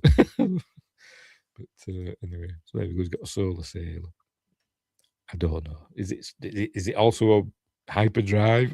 I don't know. Anyway, oh, crikey. Right, so there we go. So they get sorted out. Oh, Anakin, you've got an arm off. Now, Anakin's arm is knocking about somewhere there, isn't it? It'll be lying there, all nicely cauterized. It's Star Wars. They've got spaceships and Death Stars and lasers and blasters and lightsabers and all this stuff, hyperdrives. Couldn't they sew his real arm back on? Obviously not, because we find out he's got a robot arm, and I know it's a reference in it. It's showing that he's going to start slowly becoming, more machine than man, twisted and deep. It's one that's that in its start of that. But you'd have thought they found his arm and stuck his real arm back on. So like glued it on and shoved him in a Bacta tank. That'd have done the trick, wouldn't it? Anyway, they've gone back to. Here comes Dooku back to Coruscant. Here he is. And he heads to an old, abandoned, apparently industrial part of Coruscant. Here it is, where Sidious has got one of his hideouts, apparently. And this is the room. It's actually the room where Yaddle, Master Yaddle or Mistress Yaddle, whatever the hell they're called, the female Yoda, where she gets killed by Dooku. Let's here we go. There we go. This is where we learn he's Darth Tyrannus, by the way. So, welcome, Lord Tyrannus.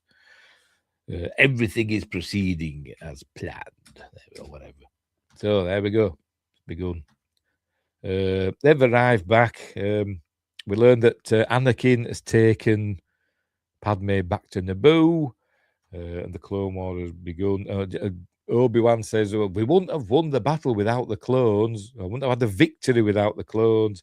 And then that's when we get to the Widowmaker shot for some reason. I have no idea why.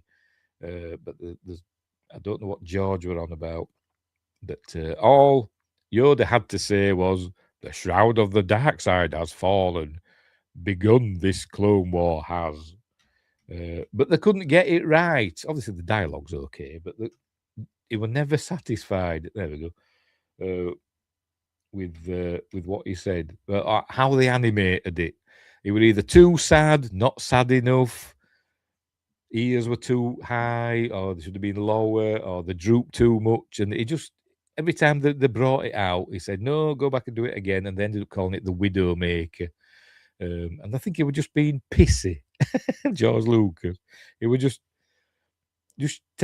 proving that he could get them to do whatever he wanted them to do. But whatever. Begun the Clone War has. It says the Clone War now, but in the documentary, he said this Clone War. Anyway. Because it's not, it's the Clone Wars, isn't it? Luke said Clone Wars in A New Hope. So there's more than one. Anyway, whatever. Right, so here we go. Here we see the Clone Army and the Star Destroyers and all that stuff in the background. And we see Mace, not Mace, Bail Organa and Palpatine, and can't remember his name, and one of them. All watching on, and it's wonder he ain't smiling and laughing and going, ha ha ha ha, but he's holding it all in as the war begins. Obviously, Bail Organa's not happy. Look, at me. George Lucas is saying, Jimmy, look sad, Jimmy. Not faster and more intense, slower and be sad. Meanwhile, on Naboo, unbeknownst to anybody, in a private ceremony that is kept completely secret, they haven't told Now magazine or one of these magazines that covers stuff like this. It is Now, isn't it? I don't know. I can't remember. I don't read them. They're getting wed in secret. Nobody knows. She's the former Queen of Naboo. Somebody would know, wouldn't they? Somebody would find out. There'd be paparazzi all over the place, wouldn't there? But no. That's where we see he's got a robot hand. Look. Why didn't they put his real arm back on? I say a bit of Bacta, a bit sorted. But anyway, so there we go. They got married. They're properly in love. And 3PO and R2 are there as witnesses, I imagine. But they signed the register as witnesses. So there we go. And that's how it ends. I like that film. That's my favourite of the prequels. It is my favourite of the prequels. Look at all these people that made it. All sat at computers mostly. But anyway. So yeah. That's it for Attack of the Clones. Great film, in my opinion. My favourite of the prequels. I love the Camino bits. I think it's really cosy with all the rain and lightning. I do. I think it's great. And it is a nice showing of how, Anakin, he hasn't rushed it, has he? He hasn't rushed Anakin falling to the dark side. We see that it didn't happen all at once. It was a slow progression. Cumulative things, and Sidious probably in the back, as I said, Sidious is the Phantom Menace, isn't he? So in the background, doing all this stuff, all of his plans, wheels within wheels, etc., all coming together for him, and getting his own way in the end. And there we go. So right, so yes, so go and watch it now. There's still time, I think. Oh no, it's not Star Wars Day anymore. Oh, I thought it is over there, over the other side of the pond. Go and watch it before 12. And then tomorrow, because it's Revenge of the 5th tomorrow, isn't it? You can watch the other film. Revenge of the Sith. So there we go. We'll leave it there. Get rid of that. Put that back there. Right, hang on. Angus on us. Hey, where are we? There we go. Right. Have I got any? No, I just did them two, didn't I? So I'm going to play And that I'm a again. queen and a handmaiden and a senator. Love Robot Chicken. Damn them. Robot Chicken and bloody Family Guy Star Wars ones. They've ruined the Star Wars films for us, haven't they? But anyway, never mind. Because you can't help thinking about them. Right. So anyway, so that's it. We'll be back on the 25th of January, which also falls on a Monday. January, 25th of May, for the other Star Wars Day, when we will be, obviously, breaking down and reviewing Revenge of the Sith. There we go. So that'll be fun. But next week, we're back to Planet of the Apes. So next Monday, we'll be doing Conquest of the Planet of the Apes. The Monday after that, Battle for the Planet of the Apes, and then Revenge of the Sith. And on Friday, this Friday, let's get it out. This Friday, for Friday Night Point with Fear, we're doing Urban Legend. We're going to break down and review Urban Legend, which I haven't seen for years and years. I don't know if I've seen the sequels either, which I've got here in this box set. Anyway. So that's what's coming up. Right, we'll leave it there. All done and dusted. 3 hours and 14 bloody minutes. Unbelievable. Right, so thanks, Justin, and thanks for the $2 super chat. It's hugely appreciated. Thanks, Justin. Thanks, Gavin. Thanks, Wingrace. Don't think anybody else popped in, did they? I don't think they did. If you did, I apologise. Let's have a look over on Rumble. Make sure nobody's left any messages there. No, they haven't. They never do. They never do. And come on, Edge. Bloody hell. Making sure everything's still okay on the YouTube side. Yes, it is. Right. So we'll leave it there. So thanks for watching. Wherever you are, look after each other. And until next time, I'll say may the force be with you. I'll say